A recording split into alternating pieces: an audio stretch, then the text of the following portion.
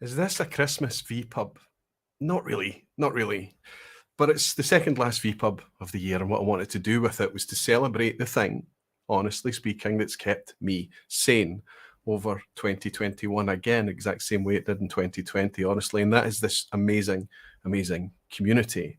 So the last vPub of the year on the 30th will be all about celebrating you guys, the beautiful whiskey folk and dedicated barflies. But this week, what I want to try and celebrate is this thing that we find ourselves in on this very unique platform, sharing whiskey through video. This week, what I'd like to do is celebrate WhiskyTube. I'll see you in a minute.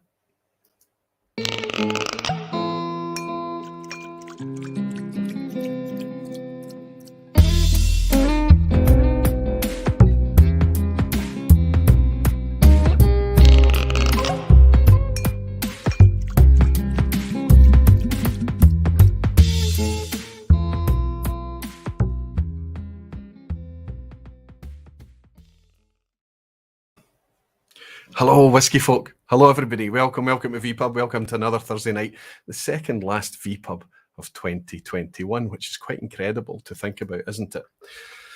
It's good to see everybody again. It's good to see you all here. It's good to see everybody waiting for things to kick off. Just 1 or 2 minutes late. It's always a bit tricky when I'm bringing in lots of guests.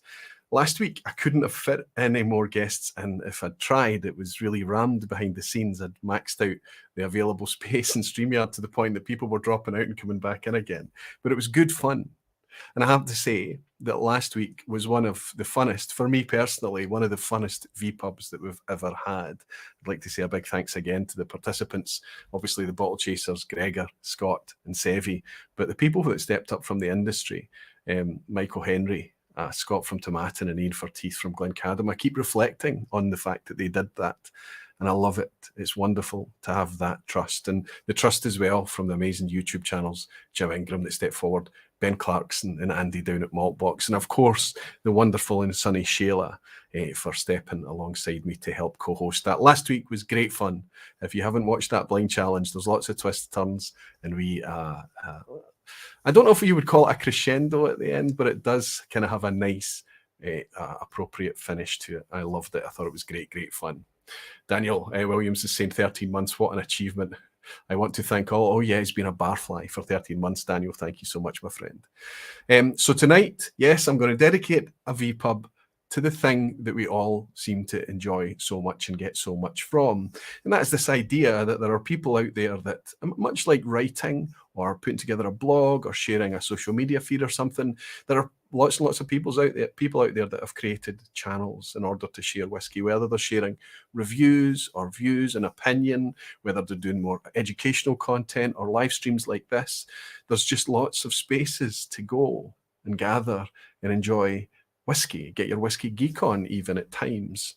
I think it's really cool that it's happening today over video, because it's not just a nice way to consume content, I think, but this video community that we have inside YouTube is very bi-directional. It's very interactive. It really feels like it's more than just the people that are stepping in front of camera. It feels very organic and big and enjoyable and fun.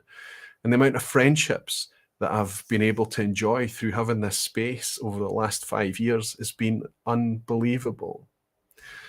And I continue to make new friendships. And a lot of those friends are people that do the same thing as me. And to have that support, to have that peer support, to have that relationship, that friendship with people doing the same thing is very, very helpful. It's very supportive. I think I've had a hell of a lot of fun out of doing this the last 5 years. And I recognize that a lot of my peer creators have had a lot of fun doing it as well. But tonight, you're probably going to be amazed at how many channels are not involved tonight, at least as much as you're going to be amazed at how many channels I've managed to get involved tonight. There are just so many channels. It's really difficult. You're always like, I forgot to ask them. I forgot to reach out to them. I should have spoken to them. I should have done. It's really difficult. Let me tell you, if you're not featured tonight, if I even forget to drop a link or give your channel a shout out or something, I am thinking of you, and I probably know that you're there. And if you're doing good content and you're interested in collaborating and sharing that content, believe me, I'll find a way to connect with you. Why? Why am I so obsessed with trying to kind of share what other people are doing? Why am I trying to point my audience to other ways to burn minutes of whiskey time, because it's important to me. It's really important to me. This YouTube thing, this WhiskyTube thing is very important to me, and I would love it to be as good as it can possibly be. So where I find enjoyment and good quality content, I think it's important for me to share that with you. Encourage all the good quality content to grow, because that means that the YouTube audience grows as it becomes a much more appealing place to share and enjoy our whiskey. And the selfish reasons of those friendships and connections along the way. It's really, really a huge value to me. Anyway, I'm going to jump quickly into the lounge and welcome in some of you beautiful whiskey folk and dedicated barflies. I've just had a wee dram as well, brought to me by Daniel Williams. You star, Daniel, good to see you. Hi, Roy, Merry Christmas. I finished the last of your wee cookies that you sent me, buddy. Saying, I hope you have a good one despite everything. Thanks for being there for us during it all, and a very generous dram as well, Daniel. Daniel, thank you for being there, my friend. Thank you very, very much. I'll raise a wee glass and say cheers to Daniel Williams. Thank you. Daniel, a Welshman located in the Netherlands. So who do we have in tonight? Sheila is here. Wow. Sheila, I didn't expect you to be around tonight. It's wonderful that you were able to join. Sheila had an invite. She did join last week. She would have been welcome to come back again tonight. Always great fun to have her, and it's nice to welcome you in tonight, Sheila. Hi, Laddie, Rombout, also in the Netherlands as well. Wonderful to see you, Rombout. Eric Cunliffe from Canada. Sweet baby Jesus, Aquaviti, I'm here live finally. Missed you all, and I am staying for the quiz, buddy. Fantastic, Eric. I know you've been working busy of a Thursday evening. Well, Thursday afternoon, your time in Canada, of course. But it's nice to welcome you in when I can. Mike Baker is here. Fantastic, Mike.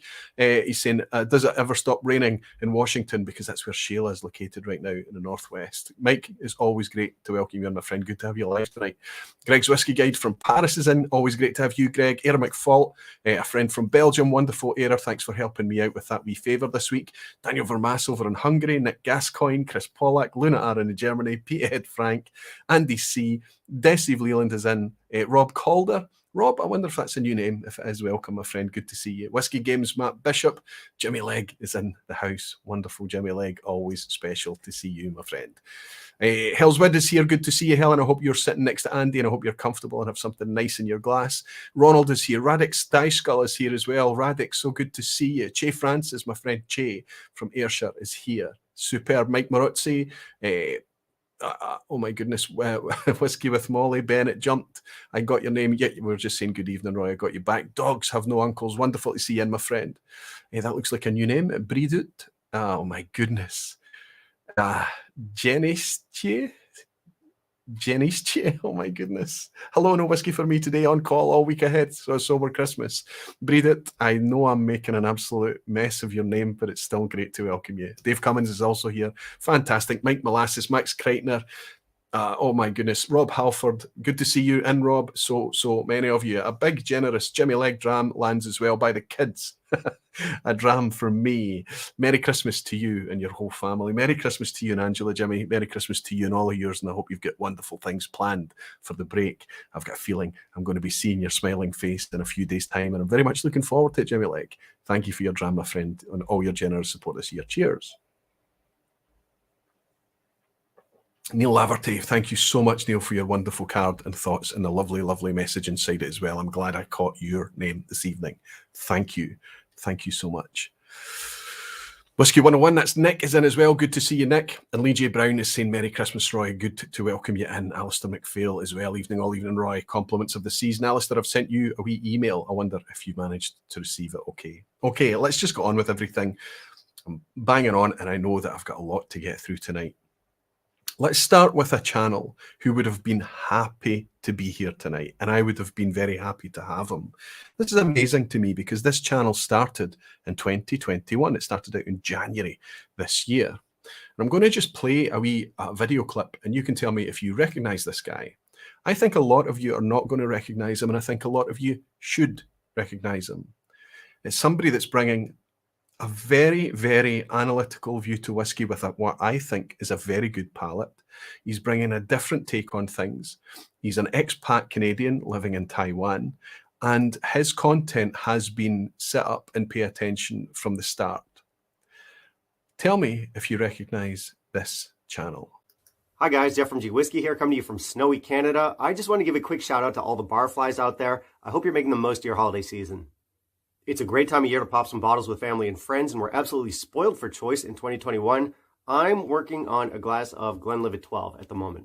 So, cheers everyone. Wishing you all the best. Enjoy your holiday season. Here's to many more good drams coming our way in 2022. Cheers, guys. Cheers, Roy.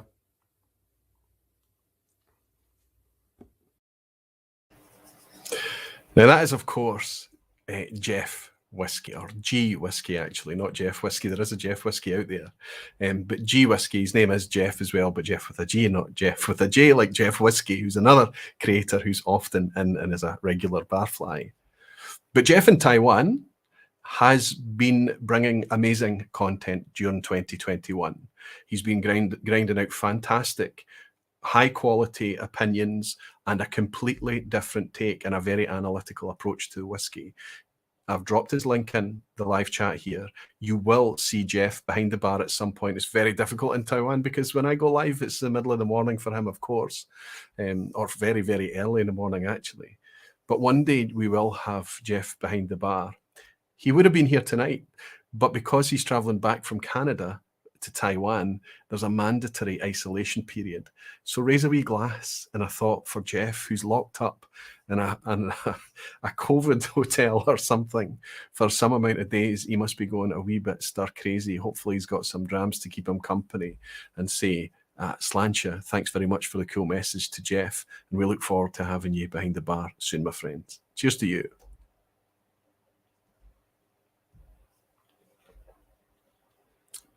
Some excellent content. Channel's going very, very well. His Christmas wish is to get himself to 2K before the 7th of January when he celebrates his first year anniversary. Now, that's a big chunk. It's a bit much for us to manage to achieve tonight, 150, because I'm sure so many of you already know about Jeff. But go along and help him towards that wee Christmas wish if you can. I'll drop the link in one more time. All the channels that I'm going to feature tonight, I'll be dropping in the link in the hope that you can pick up some more channels that you can enhance your whiskey journey with. Let's move on to my next guests. These are maybe not going to be strangers to you. I remember the very first time I watched these two bringing whiskey content, and I found it from the get-go utterly charming. And I think I'm partly responsible for encouraging them to continue to make content. Their first ever video was such a spectacular, such an extravaganza, that I am still referring people to go back and watch it to this day. It's amazing. Of course, I'm talking to you about these guys, a channel that is funded on blind tasting, about shopping, and about just how cool whiskey is. This is a wee excerpt to show you how they really try hard with their blind tasting. It sometimes catches them out, but they're not in any way afraid of it. Have a wee look at this. Hi everybody, welcome to Whiskey Mystery. I'm Phil. I'm Deepa. We will be blind tasting. Very nice. My initial reaction was that it's fairly sophisticated. Could that be Springbank funk? Wow, the spiciness is... Pepper. It's almost like it's building up, the way chili builds up. But the pressure disappears pretty quickly. It drops off. Now I'm not sure if it's old or not. There's something else going on, so I bet on that wine. This is one of those whiskies where the nose is better than the palate. I think it's off the shelf for me. Oh no. Age? Oh, it's 21 years old. It's from Campbelltown. Oh!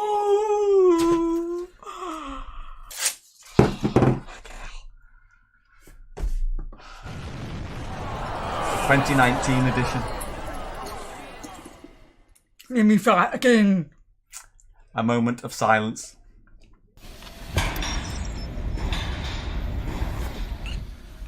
What have we done? We've done it again.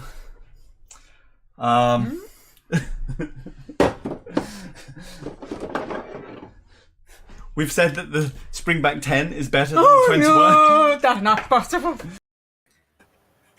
Yeah, of course, guys, you're not allowed to say anything bad about Springbank, right? It's a major faux pas if you We seem to have done the same thing with every older Springbank we keep pushing it down, and we seem to like the younger ones. And we kind of had the same thing. Today. Even today, I was like, this is definitely a young one. And it's not sherry. Deepa said it was sherry. I was wrong again. Fantastic. Nevis, what is that? A single cask nation Springbank?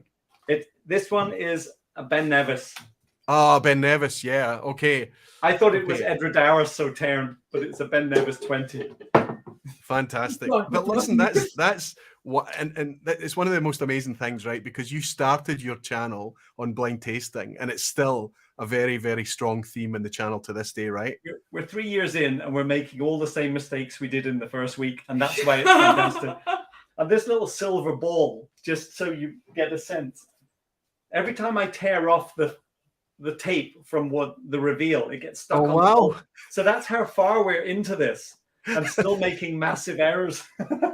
You're going to need to move apartment soon when you have this big, massive foil ball of all the strips that you've been tearing from your blind samples. But you've moved on beyond blind samples as well, guys. You have. And I love seeing Deepa's face as well. I love watching her reactions. I'm watching her right now. I got to hang out with you in real life, and I had so much fun. I'm really disappointed you weren't able to make your trip this year. But we'll see you in March, Roy. We just moved it to March, so we're still hoping to catch you. That's what I was going to say. We haven't cancelled, we've postponed, right? Fantastic. But you've moved that blind tasting thing, and you've done some incredible you take us around your shops, you take us around the local stores out there, you go into all of these places and show us these kind of letterbox views, this really kind of vicarious way to go shopping for whiskey, which is fantastic. And I think it's proved very popular. But you've also managed... Sorry, everyone loves the store tour videos. They're definitely the most popular. Nobody needs to watch us blind taste. If they can just look at shelves of whiskey, we get comments which is like, why do you keep turning the camera on yourself? I just want to see the bottles.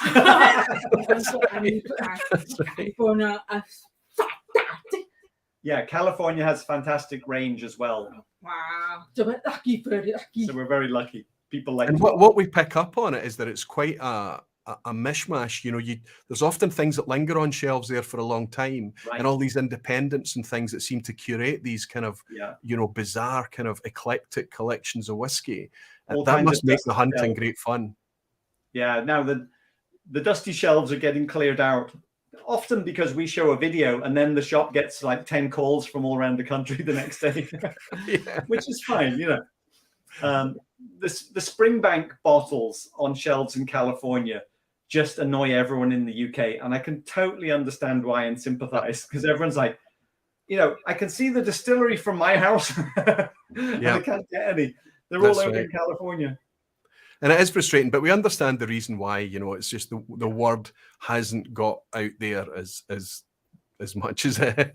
And I think there's probably a bit of an imbalance in distribution and how many 750ml bottles are made versus 700ml or something like that as well. It's kind of, they're committed.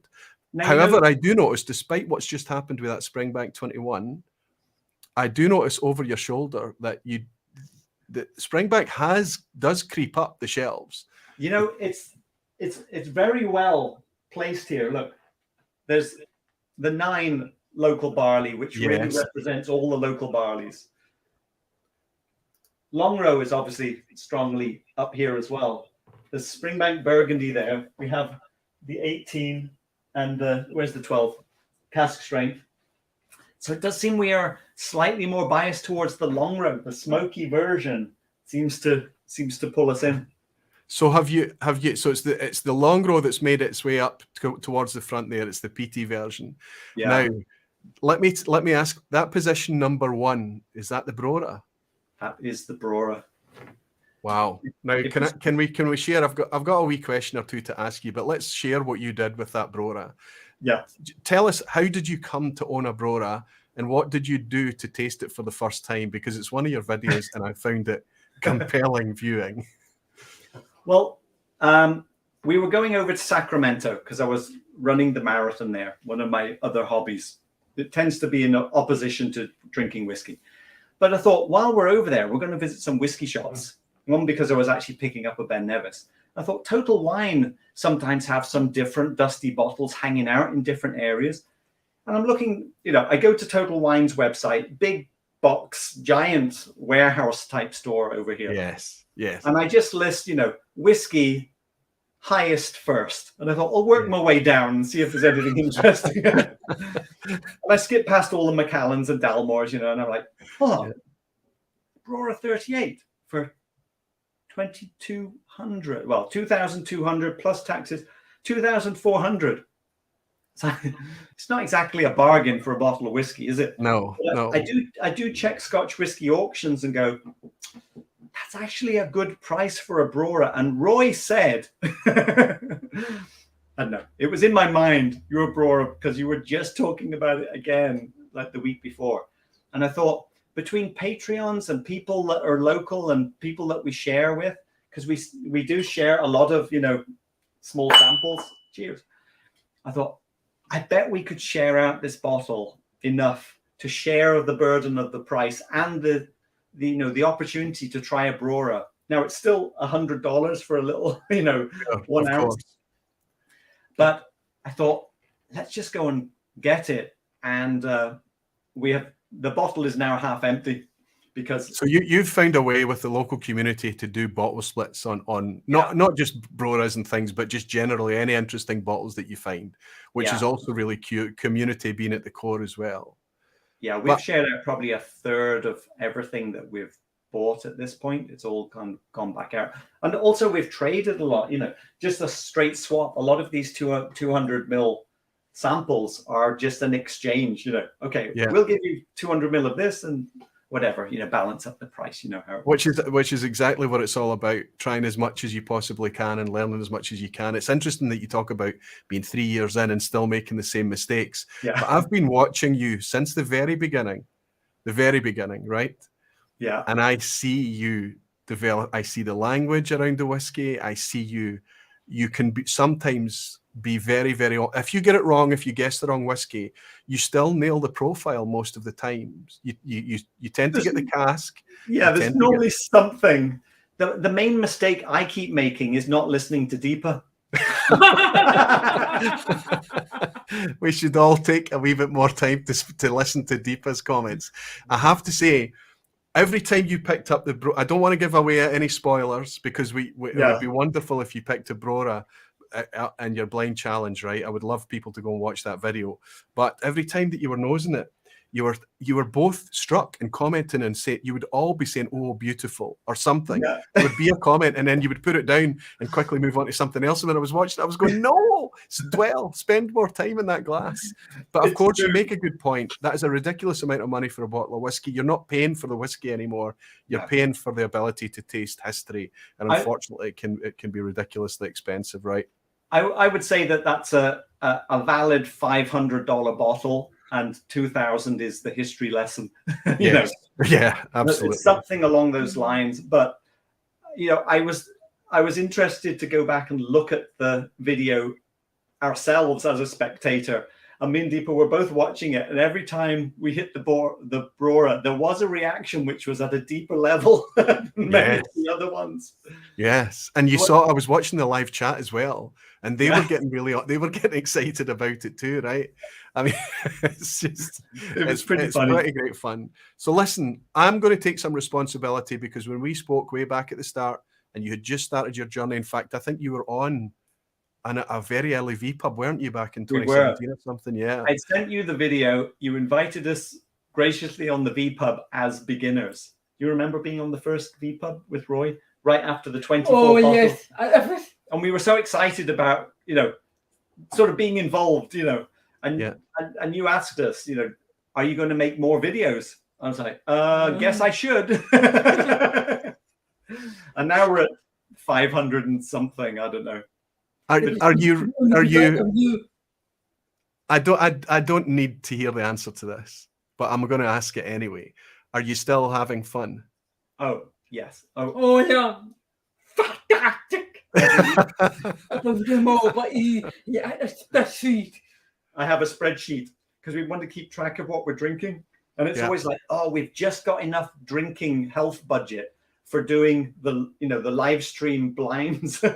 Although we've only been doing once a week at the moment. So that gives us a little bit more Christmas budget for, behind the scenes. Well, I love it. I love it when a wee Phil and Deepa video notification pops up in the feed.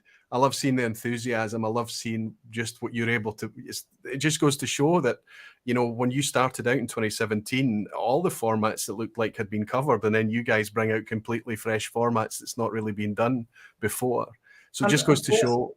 Yeah, and for us, it's just our personal journey. You know, from I think originally the idea was that experienced people will watch and find it entertaining what beginners stumble through. And then, you know, that's still primarily the, you know, where we are. But, you know, now that we're experienced to whatever 3 years gets you experienced, you know, we're 250 bottles experienced, whiskey's experienced. Now we have people mistakenly think that we're experts because they've joined later. And it's nice, you know, to be mistaken that way every so often, and people will ask for some kind of recommendation. And sometimes we realize we actually have got some expertise now. And then, of course, the next episode, all dreams are shattered again. How have you felt about the whole whiskey journey? Well, no, I know, but yeah, it's old. Well, today we said this one was young, but it's old. But the ABV are pretty good with ABV. Yeah, we're pretty good with ABV. I'll tell you that about it. We still like Scottish whiskey more than any other. Oh yes, because Scottish whiskey has more depth. More depth. You know, there's something about sitting around in Scottish weather for 20 years that just cannot be replicated. The slow burn is something that adds the details. Now, there's nothing bad about having something young and punchy like this big shot experience. Yeah. When you get this old ex-bourbon, tired cask, 20, 30 years. From America, just fly over. From America, just fly over to Scotland? The old country. Old country, yeah. It's a bit hard to fly over at the moment. Yeah, at the moment, we wait. But what you're talking about there tells me so much about what you've learned just over doing the blind things. The complexity that the climate brings, that slow maturation. It is a fascinating thing to compare. There's no bad whiskey, but there are definitely different whiskies, and that's what's really fun about it. Yeah. It's really fun. And you guys, that's the best way I can describe what you do in your channel. Just good fun. Yeah. There's no pretense to anything we're doing other than just taste what's in front of us and stumble through and see what happens when we reveal it. I'm so glad that you're having so much fun, because it means that we can look forward to a lot more Phil and Deepa in the future. Before you go, guys, tell me, you share your highlight of 2021. It doesn't need to be a whiskey if you've got a whiskey of the year or whatever, but just give me a highlight from this. Another challenging year, but in whiskey terms, I think it's been a good year. Do you have a highlight? Do you have a highlight from this year that you can think of? That I am no better. You're no better than 2020. But what's the what do you remember from tasting this year? That whiskey in Saturday is just so good. That just whiskey in general is so good. You just love whiskey. I think that's it. And I mean, the thing for us, like you experienced, Roy, it's the enjoyment of doing the live stream is seeing the friendly faces by name, you know, in the chat. We're not a channel which is building up-to-date reviews. You know, it's weird corner case stuff, a lot of it now. But it's the experience of the chat and what people share with us in the live stream. And, you know, we went live at the beginning of, you know, the lockdown anyway. And that whole shared experience of, oh, well, here's a nice little, you know, 30 minutes, 45 minutes of the week. And to do it as the, you know, as the warm-up act for your show as well. That's right. That's right. I mean, I appreciate, I mean, it seems to put you on a wee bit of a a curfew at times on the timing and things. And I realized that as I was watching on replay. I watched the Brora video, right? And you said, okay, you saw that. I know that Roy's going to go live, but we're just going to do this. And you just kept it going, and which is absolutely right. Fair play to you for it as well. Especially a bottle as special as that. You say the Brora is your highlight for the year? Yeah, it was worth it. It was worth it. It's brilliant. Yeah, it was worth it. I have to say, my visual of that, because we were concentrating so hard on flavors and we give them our own names because we don't know what they are. And this one was like an empty tin of pineapple on the campfire embers, like by the beach. That's right. And every time I think of the Brora, I actually have this visual in my head now, which is exactly that. What is interesting is not about the price. It's not about the price. It's very quiet. It's very quiet, understated. Yeah. And fantastic. It's the complexity. At 1 minute it's agricultural, the next minute it's fruity, the next minute it's grainy, the next minute it's old, the next minute it's spirity. It's I know exactly what you're talking about, guys, and it's one of the most compelling things. It's a shame we have to spend. Are you saying we have to get backup? Do we need a backup bottle? We need banana. Maybe by the time you get here, mine might be open. You never know. Yeah. You never know. We'll bring some over and we can do a little comparison. A wee trade. Yeah. Listen, guys, I love having you about. It's brilliant. Keep bringing your stuff. Keep hanging out with me when I ask. Thank you so much for stepping forward this week again, like you do so many times. And if you're available, if you're not rushing off anywhere, hang about maybe. It's a while before we get to the quiz at the end, but if you're here, I'd love to bring you back in. Let's raise a wee glass to Phil and Deepa, to Whiskey Mystery. Cheers, guys. Well done. I hope to see you soon. Thank you so much. Terrific stuff. Absolutely great fun. One of the most endearing channels out there. I talk about them often and absolutely love having them around in the scene.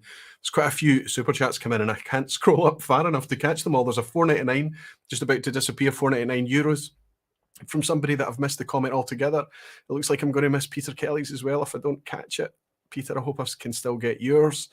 Scrolling back, Peter's is there. Happy Christmas, Roy. Regular on the watch back. Relishing the chance to watch live tonight. Peter, it's so wonderful to welcome you in. I'm going to pour a wee dram of my whiskey of the year. This is Anox, 18-year-old. It's the glass I've just finished. That's what I was sipping there when I just finished it. And that gives me something to raise a glass to you, Peter. And thank you for your generous dram, my friend. Cheers to you. Wonderful to have you live. I've also got, it looks like a Sheila dram as well. It was a Sheila dram, just as it jumps. Mom is napping, and my little twin, you've got a twin brother? And my little twin brother and sister got called into work. Okay, you've got twin brother and sister. So happy to catch this live. Merry Christmas, Roy. Thank you for making this year a little brighter. And straight right back at you, Sheila Fram. Thank you so much for being part of our scene. Thank you for being part of last week. It was great fun. And thank you for helping me with the summer vPub and making our whiskey year a wee bit brighter too. It's good to have you, Sheila. Thanks for your dram. Thank you so much. Whiskey 101 Nick as well has bought one to say, love Phil and Deepa. The best ever episode is their favourite ever bourbon, which was a blank. Everyone needs to watch that episode.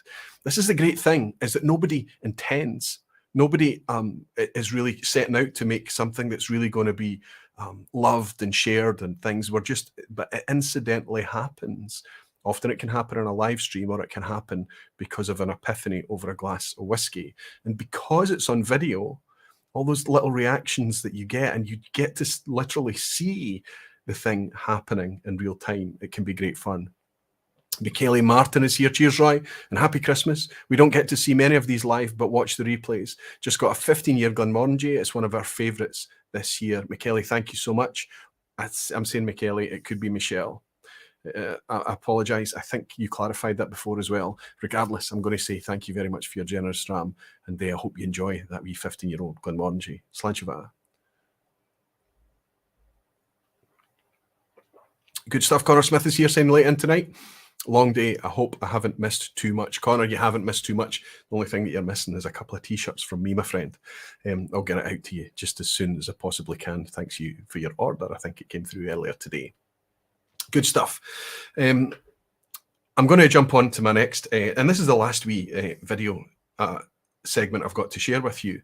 This is a channel that's kind of been on the periphery for a long time, and I was never sure if they were kind of serious or if they were coming in and out, if the channel was on hiatus or whatever and things. And I started to watch them more and more. And you know what the YouTube algorithm is like? As soon as you watch a chat, it starts to offer you more content from them.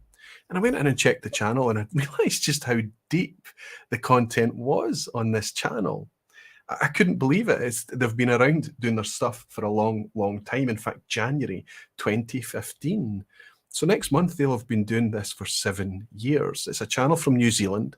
It's two guys by the name of Tim and Dave. And this is the last wee video segment that I'm going to share with you tonight. I didn't have time to make any little vignettes of my own, but this is an interesting one, and it'll give you a flavour of Tim and Dave together. I'll share this with you just now. Hello and welcome back once again to the Single Malt here. Oh, alright, you get away with it for about 5 seconds and then you don't anymore. Then you mega don't. So the whiskey's sort of settling down, it's stabilising, it's gone through its turbulent teenage years, and it's learning how to work for a living. I've seen 20-year-old whiskey which is live in this. This has been in some naughty casks and no mistakes. The Scottish fusion of the kilt, but also a leather jacket and singlet. Very jocular looking man there. Looks like he's just gotten off his motorcycle and is about to demand my lunch money. Just a teensy wee bottle of Macallan circa 1970.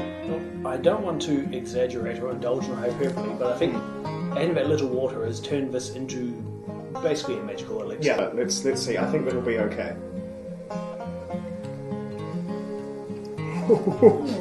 It'll be okay, he said. Oh my god.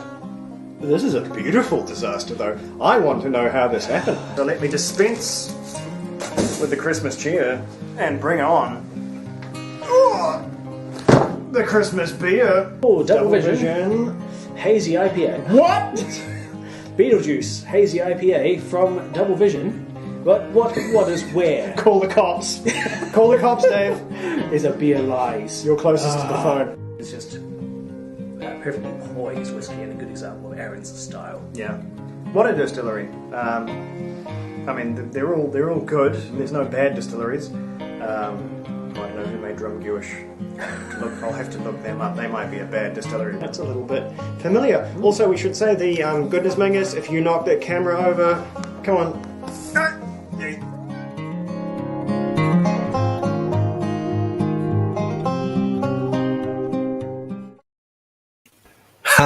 Tim, great stuff. Great stuff.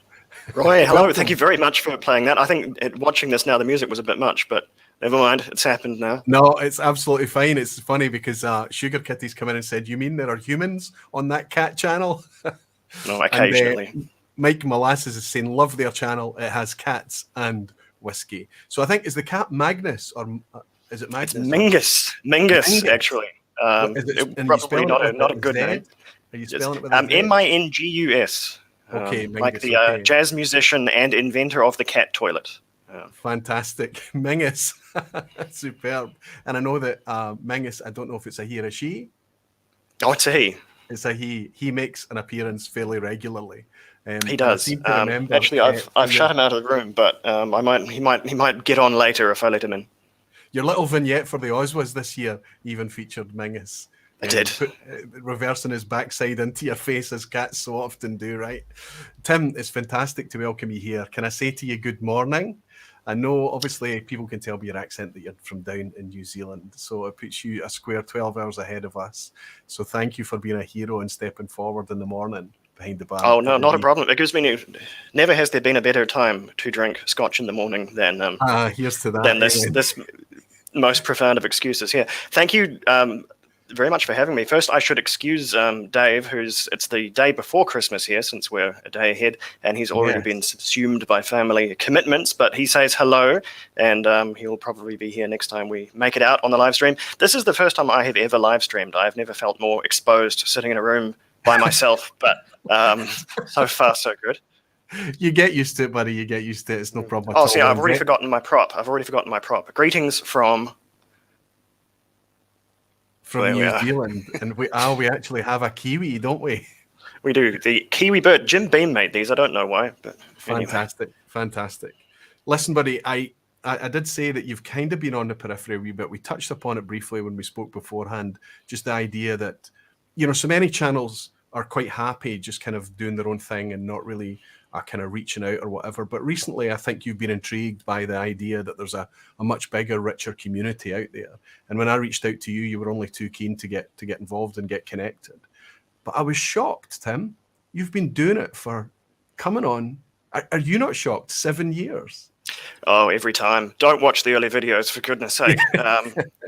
More wooden than the whiskey. But yes, we have been doing it a long time because we've been enjoying whiskey a long time. Me and Dave go back decades now, and so does our love of whiskey. And that's the central orbit of what we do. Whether people watch it or not, we just found it a bit more fun to share it with the universe as a whole. And if someone watches back, then so be it. But we have a good time doing it. So it's an enabling vector for us. Absolutely. It makes perfect sense as well. And that idea that you do it for fun and you don't really care about the numbers, and you just realize that you're just going to, through the thing that you would be doing anyway, you just attract an audience, people that are quite happy to come along and also hear your opinion and your take on the kind of whiskies that they're drinking too. I noticed recently you enjoyed an Ardnamurchan. Now, we talked before we went live about how long it takes for product to get down there. It can be months and months before you see product. It is a problem down there in New Zealand. I understand that. We're talking about Scotch whiskey, of course. But you have managed to get your hands on Ardnamurchan so far, right? I have. We are profoundly lucky in that we are in the same city as a specialty retailer called Whiskey Galore, which Fantastic. not only is the premier sort of whiskey shop in the country, we're lucky enough that Michael Fraser Milne is a name some of you might even recognize. He is a keeper to quake. And I don't recognize the name. I feel like I should. So is the second in command, Stephen, who's also a keeper, a native New Zealand keeper, which is a very weird thing. But so they run Whiskey Galore down here, and only through the grace of that do we get such interesting whiskies as Ardnamurchan, because otherwise we would have to go online for those and pay astonishing amounts of money if we could get them at all. And they also are real champions of keeping prices at retail. Because as I explained earlier, one of the many struggles down here for whiskey lovers on the bottom of the world is that the whiskey takes so long to get here. By the time it arrives, the whiskey's already gone through the review works and the awards, and the price can be inflated by hundreds of percent by the time it actually leaves the boat. And so cue the sort of whiskey scalpers to hoover it all up, and suddenly it's just gone immediately. Yeah. But the good guys at Whiskey Galore, they will make sure they keep an eye on it and keep the prices reasonable so that people like me and Dave can actually afford a bottle now and then. Perfect. Absolutely perfect. You should tell them about the Oswaz Ethical Retailer Program. If they want to get involved in that next year, we would be happy to add them to the Ethical Retailer page so that people down in New Zealand know that that's their MO and how to get in touch with them and things. That would be an interesting thing to do. It's good that you've got their support there.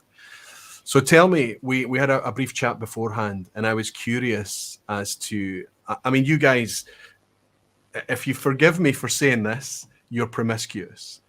You have I think your preference seems to be Scotch whiskey, but you're all over the place. You'll try anything and everything. And we saw even there in your little vignette, we saw you actually doing an advent calendar for craft beer, which is fantastic. You love booze. And that gives you lots of reference points as well when you come to whiskey, I'm sure. What is your favoured category? What would it be? Well, I think I'll speak for Dave as well here. We still, if we have a choice, we will always reach for the Scotch whiskey. That's still first and foremost is what got us into this whole thing, and it remains the favourite. The problem is now getting it. We've all seen what happened to, the explosion in Japanese whiskey, which is now just off the table, utterly unaffordable, especially down here with so little supply. And the Scotch hasn't quite gone that way. I think Scotch has managed to get its production up just in time to maybe prevent that sort of price stampede from really, really running over it. But it's still very, very very expensive to get hold of, and it shows no sign of ebbing away. Scotland is just not getting any bigger. The capacity just isn't going to be dramatically bigger as the years go on. I They are agree. And bringing I all think these new distilleries. Scotch had that kind of gradual climb from the 80s through the 90s. That we did see lots of non-age statements appearing. There was stock shortages and things, and a lot of distilleries are climbing out of that right now, and we're seeing things correct a little bit. In fact, it's my prediction that there's more Scotch whisky than there's ever been maturing in the background. But next year, interestingly, Tim, I think we are going to see some really quite acute price increases. And that will inevitably, that ripple will eventually come down to you guys too. It's going to be tricky to see what happens next year. What would you say is the most underrated category then? If you wanted to broaden your horizons a little bit then and say, right, okay, these prices, these distilleries, these releases are getting more and more expensive. What would you say is the most underrated as it stands just now? Underrated. Well, I think I'm honor bound to say that world whiskey is underrated. Just because of my location. We do make a lot of perfectly good and sometimes extremely good whiskey down in Australasia and all over the world, and it simply doesn't get the same spotlight that Scotch and Japanese whiskey does, but it's slowly creeping out of that sort of obscurity, because it really is, I think, the only thing that's going to save whiskey prices is more and better world whiskey.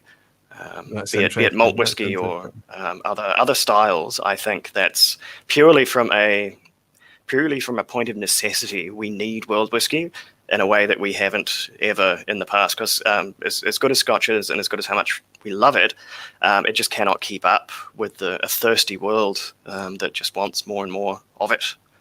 Yeah, and we are seeing that. And what's happening just now is there's a world whiskey explosion. Most of it is really young right now, but in the coming years, that's going to become more and more mature. And you're absolutely right. Nothing guarantees good value, good quality Scotch more than good value, good quality world whiskies, right? And you make a very, very good point. Let me ask you then, Tim, and I hope you can speak for Dave as well. I'll do my best. What's your highlight from 2021, my friend? Well, my highlight from 2021, I can't tell you exactly, because then I would blow up our Whiskey of the Year, which is going to run tomorrow. But I'll say this much: they are doing some profoundly good things distilling in Campbellton at the moment. I'll go close. Yeah. But no, everyone will be able to check out our Whiskey of the Year, and it's about part of our Christmas special tomorrow, because that will be Christmas Day for us, Christmas Eve for everybody else. But never mind, you'll manage. So we'll look forward to that. The Whiskey of the Year episode is coming out tomorrow, and you'll reveal. It sounds like that little cul-de-sac down there in Campbellton, with only 3 distilleries existing today, is becoming a very crowded little place. Let me tell you, but fantastic. In that case, without giving anything away, can you share your number 2 or another whiskey highlight for us, whether it's a whiskey or a moment or whatever it may be? I think and this is a bit of a conventional pick now that Ralfy's gone and named it his Whiskey of the Year, but I think in terms of something that me and Dave both really, really loved, the new Arran 10 is just a superb whiskey. In terms of a whiskey that really brings a little bit of everything and does it so well in a complete package, I think that Dram was just almost unbeatable. Yeah, and I think for 10 years old as well. 10 years old, it's such a crowd pleaser. It can keep somebody who's experienced in whiskey purring. It can keep somebody who's just curious about whiskey. It can keep them content and happy and bring them in. It is just such a wonderfully well-placed product. It's going to be interesting to see how they keep up with demand now as well. There's a lot. There's no way this one isn't going to go and win an enormous amount of awards, and suddenly Arran might have been looking a bit less affordable than it did last year, but it's the price to pay, I suppose. The philosophy and the team at Arran are a team of integrity. I think that they follow a lot of some of the culture and things that we've seen from the likes of Springbank. And I hope that they will not be cynical with their pricing in the future and just do the best they can with the stock that they have at hand. I hope that that's the case. Much like I think I get the feeling that Dave and Tim will continue to do the best they can with what they can get down in New Zealand, getting around that little table, and with Mingus the cat of occasion photobombing the video, but bringing some really quite individual, different takes on the whiskies that we're all enjoying. I appreciate that you might not get the new releases of Scotch, quite as quickly as the rest of us, but it still makes the content very, very valid. It's another two. And it's interesting when you disagree. I love watching the two of you when you disagree a wee bit. You know, you start to say, oh, really? And then you go, okay, well, I like this one a bit more than Dave, or Dave sometimes likes one more than you. That's interesting. And that's what a solo reviewer doesn't really have. If there's somebody with like a Scott and Bart or the Scotch for Dummies or you guys, when there's two of you on screen at the same time, I think that's an interesting angle as well. Yeah, I think we need it as well. Without being able to bounce off each other, I just don't think we'd be able to keep talking. Neither of us are any remotely as good on their own. I'm barely holding it together right here. But it's the fact that we can produce our content as a conversation that really lets us get it done. So there's really no other way for us. We just don't have the chops to do solo stuff in nearly the same naturalistic way that we do our other content. It doesn't feel like that to me, Tim. It doesn't feel like that to me at all. Listen, I wish you all the very best for next year. I know you've got plans to bring lots of cool content, and you're maybe even talking about stepping it up again for a gear.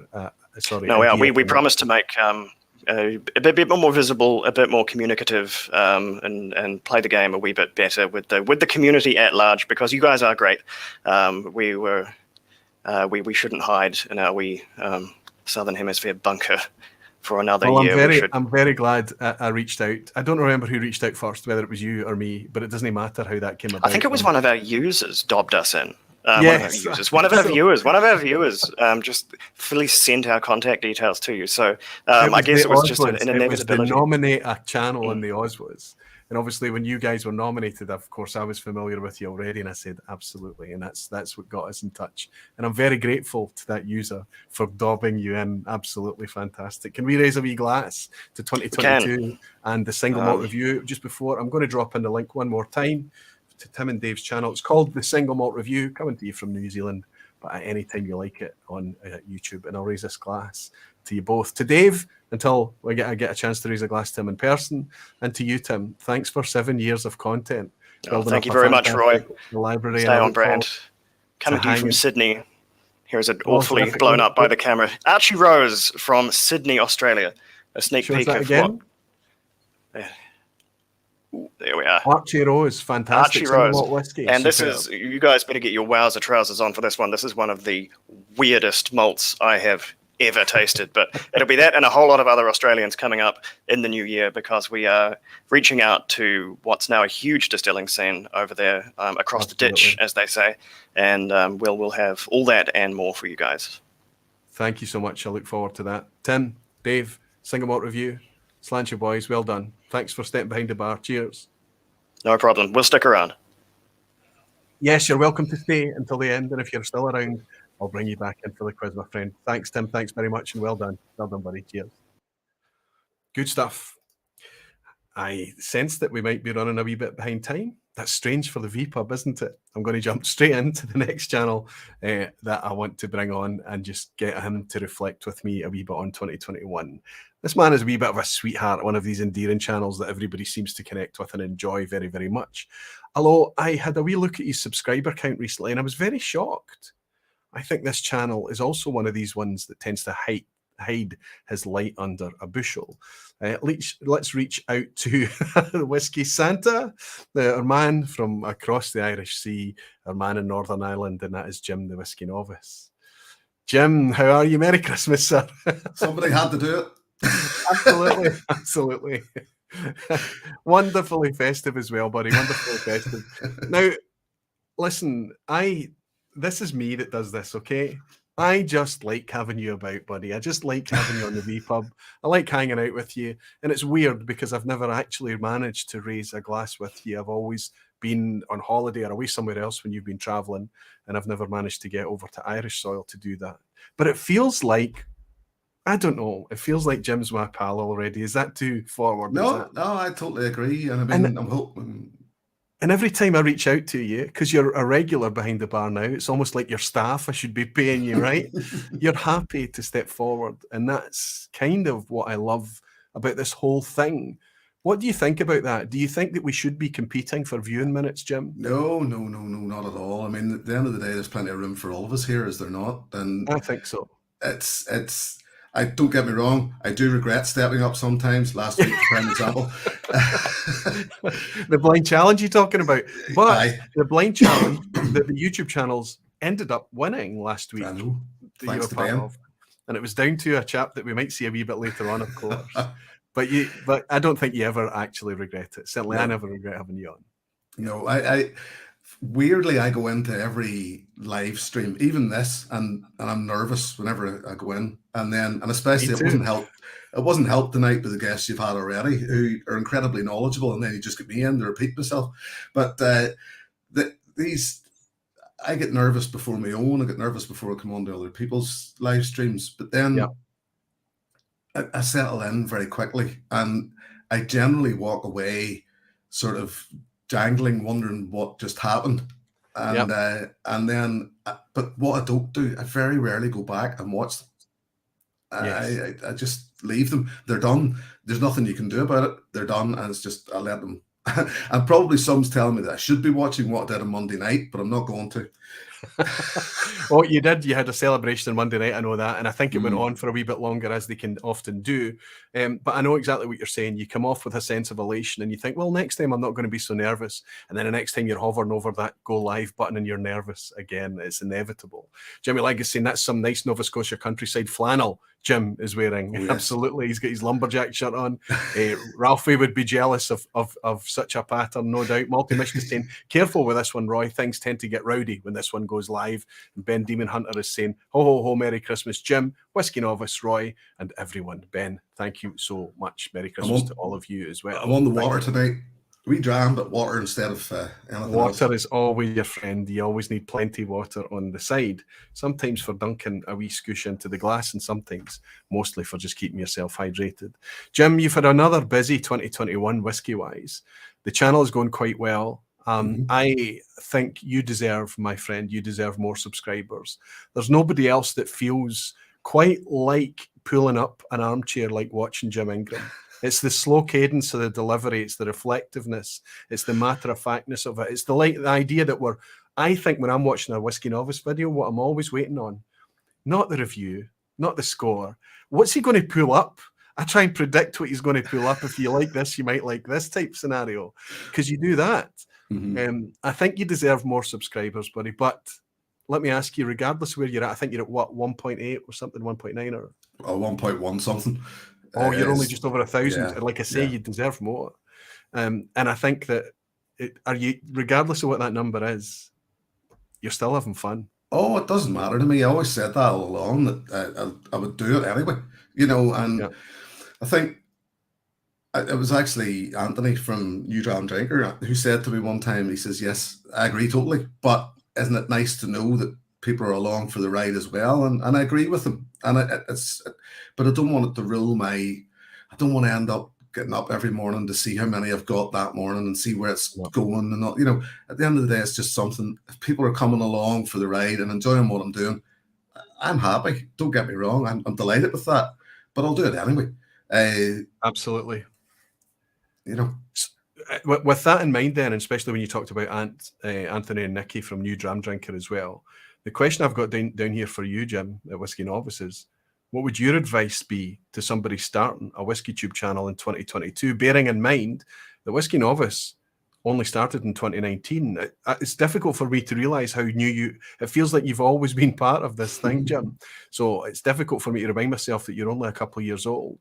But what would your advice be to anybody that's thinking about doing what Jim Ingram does? For me, I find I'm a creature of habit. I can't help that anyway. So regularity works for me. And if I don't have a review at 10 o'clock on a Wednesday morning, it upsets me. And now, not to the point where I'm going to start throwing things about the house, but it does. Even my wife will tell you that I need to have this stuff done for me. The routine. The routine. And the thing is then I think people appreciate that because it looks like you're putting the work in, because you are putting the work in, and I sometimes regret starting the live thing for the simple fact that there's so many of you who I think are so much better at it than I am. Yourself, Phil and Deepa, and guys like that just, it just seems to roll naturally. But at the same time, yet again, it's become something that I enjoy doing. Once I start to go, I enjoy doing it. So starting a channel from you, know your subject. I'll be totally honest with you. I sort of, and I'm sure like a lot of other people, blagging a bit at the start. It found me a while I found it a while just to start to find my way and get my groove. Find a thing, have a thing, and make it your own. And I think that's something that once you've got something that's your own, people then will attach themselves to you, and you know. Everybody finds an audience, Jim. Everybody finds connections and friendships and people. And you talk about not being able to, but I know every Jim's Monday Malt sample live nights that I've joined in, there's a bunch of other familiar faces in there hanging out as well and enjoying themselves. So I know that. So your advice would be, have a routine. Yeah, it sounds like have some commitment, know your stuff, have a value. I think what you're probably saying there. And I think that's interesting as well, because when the space is so crowded, I think that, I'm a whiskey beginner and I'm going to share my journey thing is just being done so many times over that people need to see a value now. I think it's tougher for channels starting in 2020, 21, 22. It is. But I think the biggest sell, and we have this advantage on our side, Jim, video brings a different take. It brings personality, it brings character, it brings a face, it brings, all of these reactions and things that I talked about that a camera can pick up. And it also brings across a feeling, and it's like I talked about the Jim Whiskey Novice thing. You're watching your videos makes me want to wind down. And I think that's a pretty unique thing, Jim. It's your dulcet tones, it's your Irish accent, it's your cadence, it's the delivery. Everything is very soothing to me. A bit like when you're in the live streams. Don't listen to any of these folk telling me that you're volatile, because I know it's a lot of nonsense. Jim, I'm going to drop your link in. Well, I see Whiskey Central is a step ahead of me. I hope that everybody can go along and give Mr. Ingram a wee follow. But I have a feeling that so many of you that are in tonight already know Jim very, very well. But if you don't, I encourage you to get to know him. Jim, I'll raise this wee glass, my friend, and I hope you're able to hang out with your Santa hat and perfect beard for it. You could earn a crust doing this at this time of year, surely. Are you available, James? I am not, my friend. Actually, I was going to text you after and tell you that I have to, because I had a very early morning this morning and a very early morning coming tomorrow morning as well. And I promised Mrs. Novice absolutely that we had you last week. We enjoyed your company right up till close to the end last week as well, buddy. Listen, it's always a pleasure to welcome you behind the bar whenever you would like to join. Jim Ingram, Whiskey Novice, slant you. Happy Christmas, my friend. Merry Christmas. Great stuff. Merry Christmas. Whiskey Novice. Merry Christmas. One of the best and most funny logos to look at as well. Listen, there's more people, there's more guests. Some of them are going to be new to you. Some of them are going to be brand new. Some of them are going to be people that you've known for a hell of a long time coming up. All of them bringing this wonderful, rich colour to the whiskey landscape, the whiskey sharing in YouTube. Yuri is saying, Aquaviti, good evening, Roy. Hello, everyone. Late again today, just back from Scotland. Oh, good for you, Yuri, as part of my relocation. By the way, bought Tobermory 12, always a good one. Good souvenir to take back down the road. Yuri, I hope your move goes very, very well. Whiskey Central is saying, I've got you with the links. Thanks, Sheila. Thanks so much. And Jimmy Legg is saying, I have to apologise to Jim. I hadn't been subscribed. That has just changed. Jimmy Legg, wasn't he a sub, Jim? But he's just fixed it. Thank you very much, Jimmy. Thanks to you. Eagle Castle, it looks like a new name. He's saying, Aquavite, just raise a wee glass for healthcare providers which spend the second stressful Christmas during these hard times. Eagle Castle, I very much like that train of thought. My wife is very much one of those healthcare workers, and there's so many out there, maybe even in this lounge tonight as well. Eagle Castle, that's a good shout to everybody. Healthcare workers right across the globe. We know how tough this has been for you over the last couple of years, not just with the virus, but with the ridiculous amount of staff that you're losing through it as well. Well done. Thanks to you. Cheers, Eagle Castle. Thank you. Wonderful stuff. Good to see so many of you still in hanging out. I'm going to jump straight on to another channel that this is the first time that they've been behind the bar. Now, I just did a brainstorm and I just banged in email addresses that I knew when I sent out the invite for this. Like I said, as soon as I got the slots filled up, that was it. Then I started to remember all these other channels. I was like, oh, I should ask them. I should ask them. And where do you stop? You know, it's really tricky. Jim's just bought me a Dram Slancher. I see you in 2022. Merry Christmas, everyone. Cheers. Cheers to you, Jim, as well. Thanks for the Dram. So it's difficult. But then there's a channel that's been so focused on community and building real connections over the last couple of years that I've always been thinking, I need to reach out to them. I need to reach out to them. I keep forgetting, you know, it's just the way it is. And then they've been doing a fundraiser for the last, I don't know how many months, but a long time for Myeloma UK. And recently they shared that they've managed to raise over £8,000 for myeloma. And it's the smallest channel that you're going to be introduced to tonight. And I think that needs to change. I'm going to welcome in Nicky and Anthony from New Dram Drinker. Hello, guys. Good evening. Welcome behind the bar. Welcome. Now, I pride myself on being one of the original certified originals, right? I think there were only a couple of dozen of us when I signed up, but I apologize immediately, and I'm not that active. But you guys are very active. Did I make a mistake there? You've genuinely managed to raise over £8,000 for that fundraiser. Yeah, I think it was 8,148. How much, sorry? 8,148, I think was the last count. In 12 months. That's guys, that's absolutely incredible. Give us a wee tiny bit before we talk about the channel. Just give us a wee snippet of that fundraiser and what it's actually about. It's about Debs, isn't it?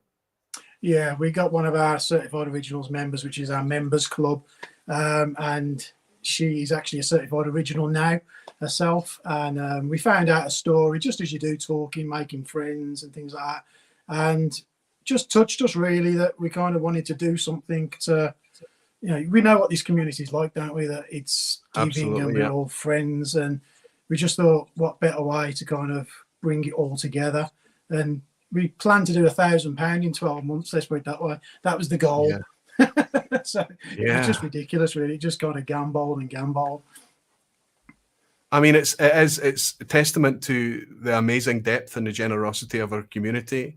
But I have to say that's absolutely fact and it's true. But it takes. Somebody needs to step up and take action. Somebody needs to do that. Somebody needs to say, right, okay, well, let's do something here. And you did that.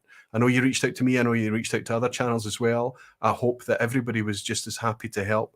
That's just an amazing thing because we, you know, the whiskey community, we know how generous it is. We know how connected it is. But until somebody makes a decision like you guys did to actually act upon it, it's not demonstrated to anyone. And I think once we did make that decision, everybody jumped onto it. So I think that's we just facilitated what we could do. It was everyone else, you guys, jumping onto it with us that helped. We never ever could have imagined how big it had got. Yeah, fantastic. Listen, it's just a terrific job. If there's anything I can do in the future to continue that, if it's going to continue, you just reach out and let me know. I'm happy to support anything like that as well. It's tremendous stuff. Let's talk about you guys though as well, because I was checking out the channel. You guys have yet to reach 1,000 subscribers. No. That's incredible to me. I'm talking about Jim feeling like he's just been part of the fabric since 2019. I think you've been along a similar time. How long have you been around since? April 2019, 3 years right? In March. Yeah. So this just shows you that a channel, and you're a wee bit similar to me in the fact that, I started out a bit earlier and the channel grew. I managed to, but I focus on community. I don't really care. I don't celebrate the milestones of subscribers. And you guys are the same. You focus on community. You focus on the people. You focus on the connections and the friendships. That's what the CEO group, the Certified Originals, is all about, and taking that virtual space that we have and taking it into the real world. You guys have found a very, very effective way to harness that. But I remain shocked and surprised that you are still waiting, because YouTube unlocks a lot of the toolbox at 1,000 subscribers. I'm going to drop in your link just now, and I'm sure that Shayla at Whiskey Central already has done. But I really hope that, I know that we're not going to get you anywhere close to your 1,000, but I hope we can help you get a wee bit closer to there. Because if anybody deserves it, you know, you guys... Like you say, it's being focused on the community, getting to the 1,000 that opens up the YouTube options, helps us do that more as well. So it's not the be all and end all for us, but it will just help us be able to do what we do a bit better. Absolutely. I mean, it does. It helps. It helps everybody. That 1,000 subscriber mark is a big deal. It really is. And I remember when I hit it myself, it wasn't as big a deal back then. It's YouTube have really tightened up restrictions and the tools that they give to channels after that 1,000 subscriber mark. So I know how much tougher it is for anybody that's starting a channel in these times, in these days. I've got a wee question for you guys. And I think the reason I've pitched this question to you is I think it's going to, you guys will find it easiest to answer this. Okay. What has been your biggest surprise about starting as something as whimsical as a whiskey channel? I would say for me, it's fun, but time consuming. Yeah. So I think especially when I'm always adding stuff onto my plate. The food on my plate can never get enough, you know. So I'm always thinking up ideas and adding things in, and then probably 2 months later, when it's grown out of my control, it's like I'm thinking, why did I do this? But then once you get used to it, it kind of feels like normal. And then I add something else on as well. So it's just a perpetual cycle of kind of growing it, it ending up being more work than you think it's going to be, but just settling into it and just kind of enjoying it, really. It's I get very nervous when I start something off, and it takes me a little while to calm down on it. I'm like a stress head. His brain never stops, ever. So that's right. Well, it does. It takes a creative, original thinker. It takes somebody to come up with ideas, especially when it's so busy and crowded in WhiskyTube right now, to bring up new ideas. And I know that you started collaborative things where you brought contributors tasting notes in and things. I know I participated in that last year.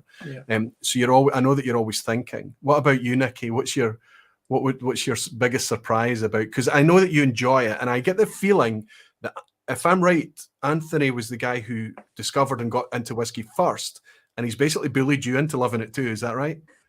I didn't want to get left behind. My biggest surprise has been the whiskey itself. I think because I can tell you a handful of whiskies that I've drink and thought, oh my goodness, I didn't think whiskey could taste like that, and really enjoy it. That I didn't think I'd ever get to that point.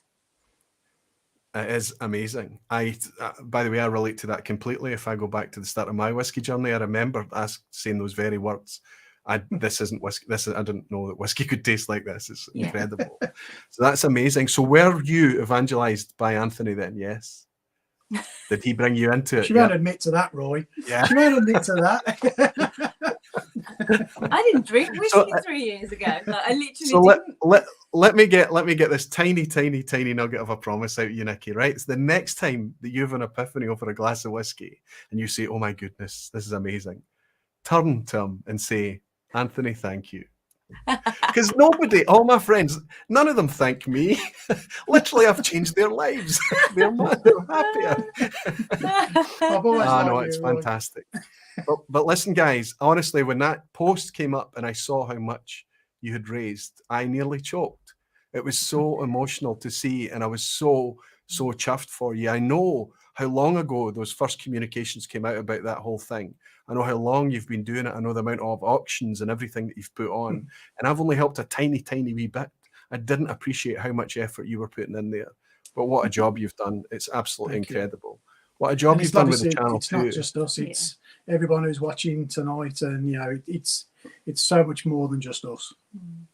If you need a measure of how much they've grown their community and their friendships and connectedness, a channel that's less than 1,000 subscribers has managed to raise over £8,000 for a cancer charity.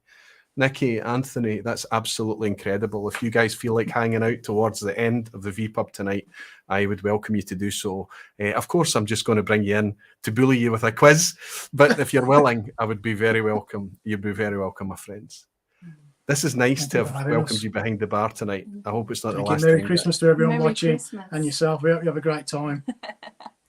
Merry Christmas, guys. Well done. Well done, Thank Nicky. you. Well Merry done. Christmas. Well done, Anthony. Cheers. Terrific stuff. I can see there that Desiv Leland is saying, new Dram drinker, play a mean bingo. Hoyt has bought us a wee dram to say, a Christmas dram for you, Roy. Family time next week. Good for you, Hoyt. So we'll see you in 2022. Excellent news, Hoyt. By the way, the Anok 12 was good once it settled down.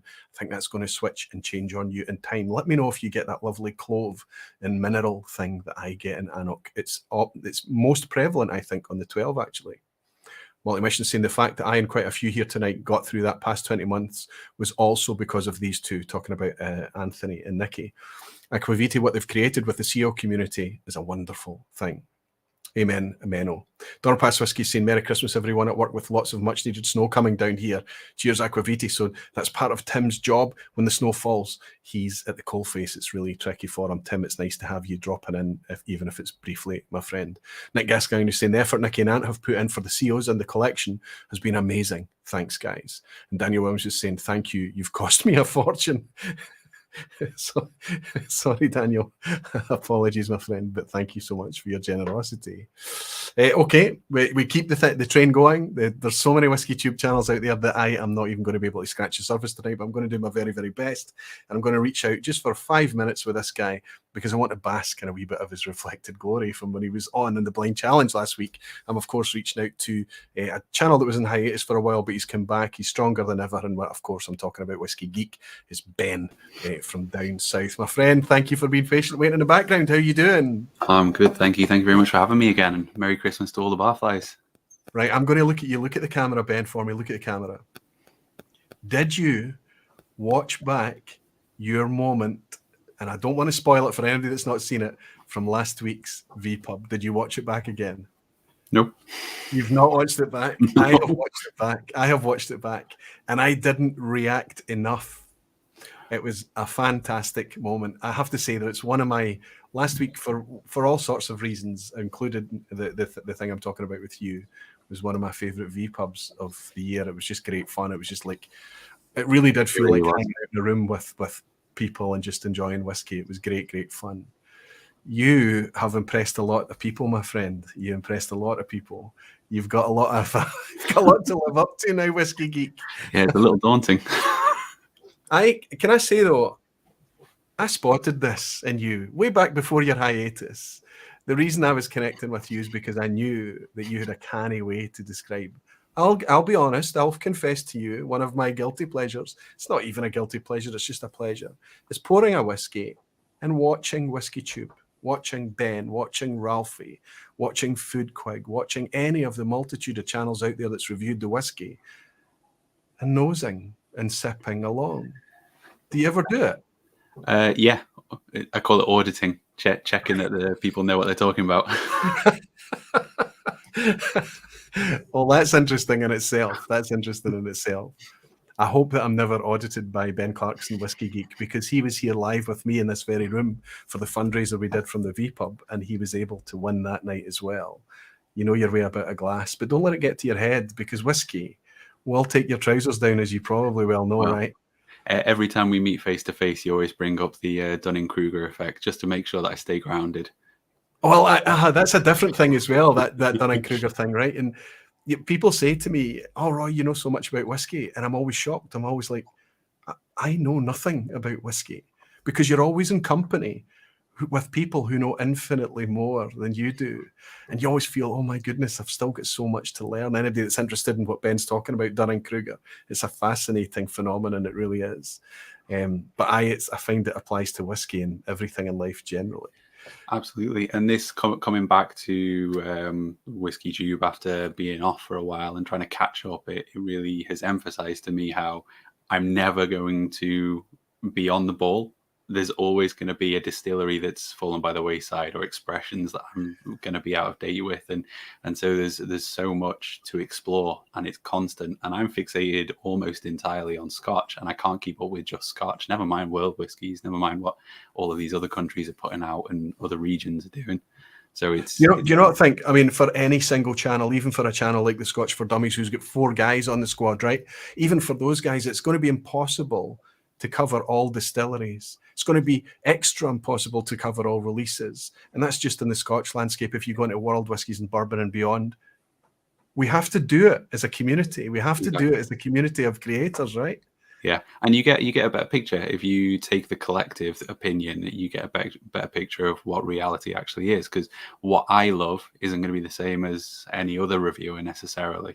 And so if you find someone who you can kind of agree with, then you settle into a bit of a groove. But if you just had one opinion, it wouldn't work for the community on the whole. You need contrast, like you were saying about the channels that have multiple people on them. You need contrasting opinions, and you need that challenge to actually settle into something that makes sense. Absolutely. And I think what's amazing is that, and some of the channels I've even recommended tonight, Jeff over at Whiskey, Ralfy, I'll talk about Ralfy often, that it's okay for us to disagree on whiskies, what whiskies we really enjoy, which whiskies we enjoy a wee bit less. It's almost interesting and intriguing. What is it that we're disagreeing on? And you start to taste things in the whiskey through somebody else's approach, that you, because of your love for a whiskey, you're just purring, you're just enjoying it, right? And you start to analyze it less, and just it becomes a much more pleasurable ceremony. But through people not having that investment in it, and objectively as much as they can analyzing it, like you do so very, very well, Ben, it brings a deeper understanding of the Dram, I think. Would you agree, or do you think that's a bit far-fetched? No, I'd agree. You know, I was talking to Craig Blair just before we came on about how there's a particular whiskey that you've mentioned a few times, particular distillery that you always pick up on this off note, and every time that I come to it, because you've said that, I'm looking for an off note. You've never told me what it is, but I'm trying to find what it is in that particular distillery DNA. And last week I was trying to compose a flight, and I came to this distillery after a different distillery, and suddenly there was this peculiarity that I had never picked up before. And I was like, maybe that's the off note. Maybe that's what Roy always finds in this distillery. And I'd never found it before. But because I was looking at it, because someone else had suggested there's something a little bit funny going on here, it actually flagged up a little bit. And I think that different palates are sensitive to different things, bitterness, whatever it may be. And I think that either it can highlight, it can exaggerate something, or it can subdue it. Flight for Sound has bought a wee dram. That looks like a new name, Flight for Sound. Thank you so much. Bought a dram from America saying Merry Christmas. Merry Christmas to you, my friend. It's nice to welcome you in. And Whiskey says, actually, I'm glad I woke up early to catch this. Merry Christmas, folks. We've been talking about you all night, Jeff. I hope you're doing very, very well in your isolation. It's nice of you to drop in, and it's nice of you to buy a dram as well, my friend. Thanks to you. Cheers to you. I hope he's not going to end up in isolation for Christmas. I hope that's not the case, Jeff. Ben, you're continuing for 2022. You're looking forward to the year ahead. Before you go, buddy, give us a highlight from your 2021. So 2 highlights that stuck out to me. First one was the pre-Oswers live stream for 4 hours of good company, cracking open fresh whiskies I'd never experienced myself. That was the Whiskey Geek live stream, right? That Yeah. was fantastic. Thank you. Pushed out of my comfort zone, and I've really got to say thank you for that, because I thoroughly enjoyed it. And the other one was coming up to visit you in November for that charity fundraiser. That was so much fun. It really was a highlight, not just a whiskey-related highlight, but a personal highlight for me for the whole year. It was great. Well, I'm very, very glad that you enjoyed both of those things. I know I bullied you into hosting the pre-Oswas so that I could have time to prepare everything that I needed to for that weekend. And you stepped up and you held the pop-up vPub, I remember. And I was able to join you briefly, and I enjoyed it very much, Ben. And I'm glad you did too. We might see some more of Ben live in 2022 then. And I'm glad to have been able to welcome you here in the vPub as well. And I'm glad that you took something away from it too. Buddy, I love having you around. I really do. And thanks very much for stepping behind the bar once more. Sláinte to you, Cheers, Ben. Roy. Merry Thanks Christmas very to you much. and yours. Cheers, buddy. And yourself. Ben Clarkson at Whiskey Geek. I hope that everybody's discovered Ben by now. Fantastic way of assessing a dram. Fantastic way of sharing what he gets out of the dram as well. I'm going to pour a wee whiskey. I'm going to pour one of my favourites, as you very well know. This is not the 2020 maiden release. This is a slightly newer one. This is the 2021 release. Very expensive for a 12-year-old, but you cannot judge this whiskey as a 12-year-old. Pour it blind against any other whiskey, a similar profile or otherwise, and it takes the trousers down of things that are much, much older. Judge it at the price that you pay for it, however much you pay in your area. That's how you judge it. Forget about the age statement on the bottle. I think it's a terrific whiskey. The 2021 release is a wee bit different from the 2020, as you can imagine, but it's still fantastic stuff. Quite a pace tonight. I'm hoping that some of these channels are able to hang around until the quiz at the end, but let's crack on, because I'm going to move into one of the channels that I was watching. I've been watching them for so long that before I had even any inclination of putting a video out on YouTube, these guys were active. These guys have been busy for about 6 or 7 years now, maybe longer. I think they've just celebrated, actually, in 2021, their 6th anniversary. There's 4 of them on the show, so it's all the more incredible for it. And I'm going to reach into, and I can see there's only 3 of them here tonight, and I'm probably going to, I can guess who it is that's missing, but that's okay. Let's keep it on widescreen so that we can see them all. Hello, boys. Hello. Welcome. On the left-hand side, we have Mark. In the middle, we have Andrew. And on the right, we have Drew. Wonderful to see you guys. It's been good to see you. Yep. It's been too long. It's been too long.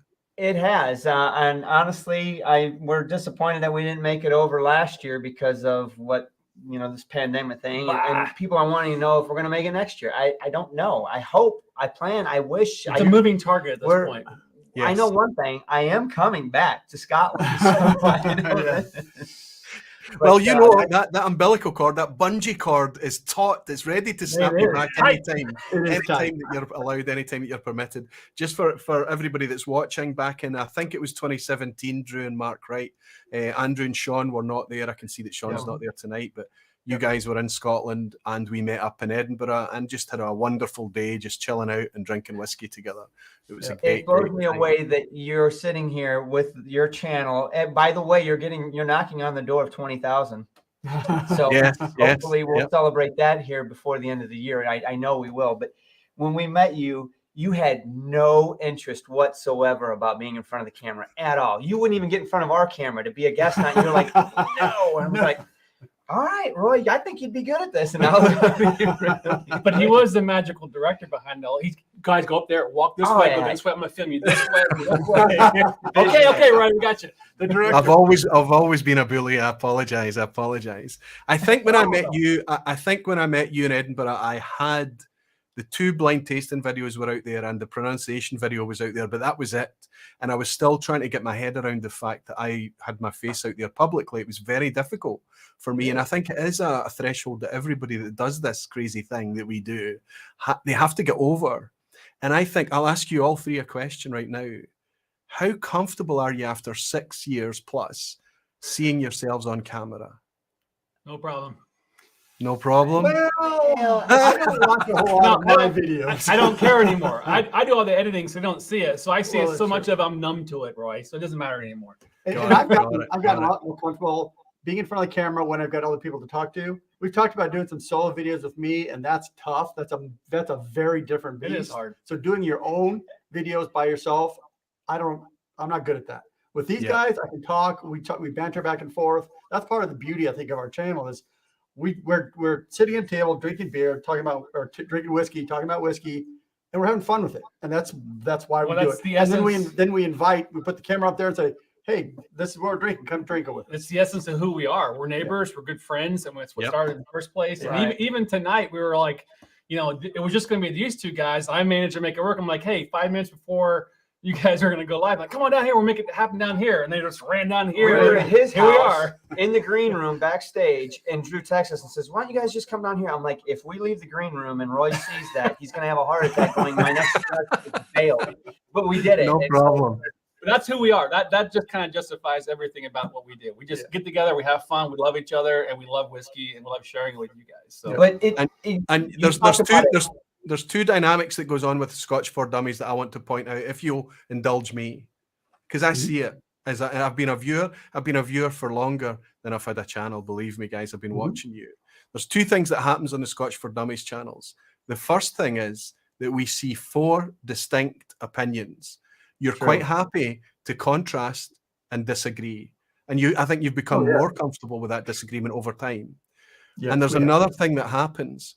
When somebody in the room starts to get a real connection with a whiskey, you can see the other ones trying to pick out what it is that's doing that to them. What is it that they're getting? And you can see everybody.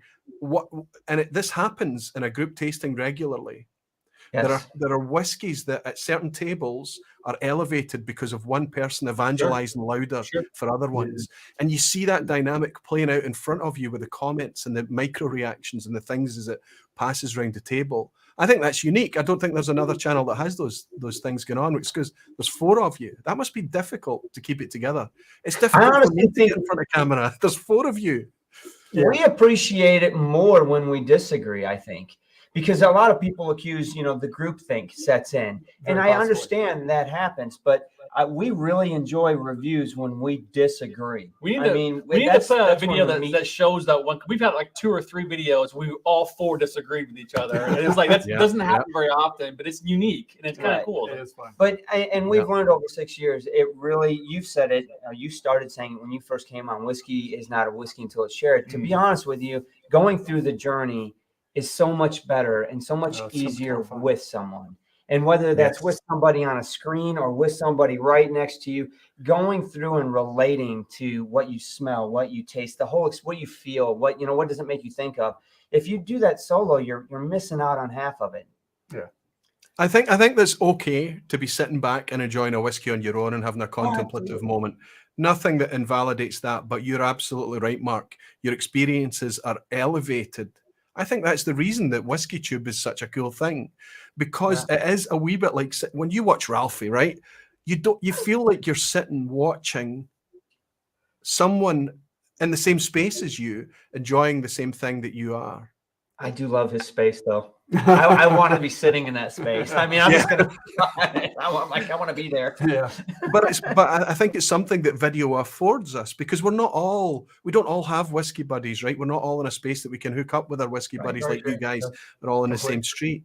So this platform has this ability to kind of bridge that gap and make those connections. So it is, as you say, whiskey being shared. I'm sorry that Sean's not here tonight. I need to make an apology. There used to be a thing, it was a relay thing called the Aquavite Blind Challenge. He was the only one that went. No, actually, Drew went through it too. Drew killed it. No, the last person to take it is Sean, and he did a good job. I very much enjoyed watching Sean, and I've got his footage here to edit. But can I just tell the truth about why it's taken me so long to edit it, Drew? Is that okay?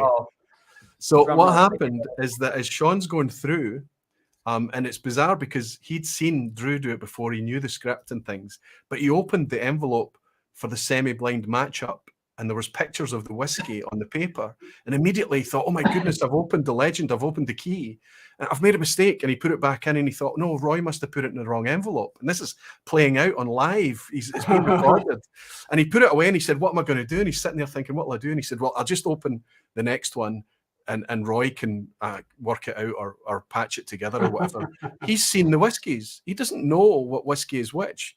He doesn't know that he's supposed to see the whiskies. So he opens up the third envelope, he pulls out, and he sees the colours, and he goes, oh no, wait, this is the legend. So he quickly puts that back in the envelope and puts it to the side and picks the other one up.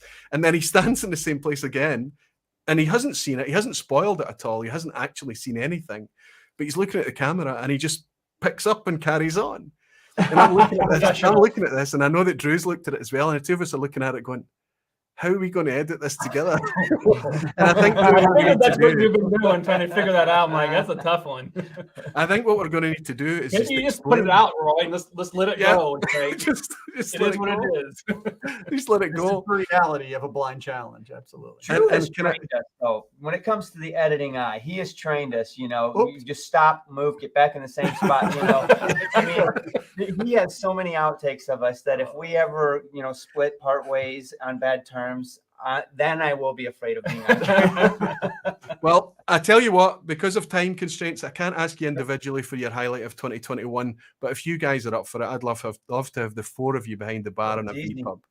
Yeah, I think that's easy for us. Our highlight of 2021 was a 6-year anniversary get together that we had in October. It was fabulous. It was great because we started it out with a whiskey dinner pairing. So Sean was able to assemble a great meal, and we paired them with whiskeys, and we had Ardbeg, we had Brora, we had King Alexander, Dalmore. It was great.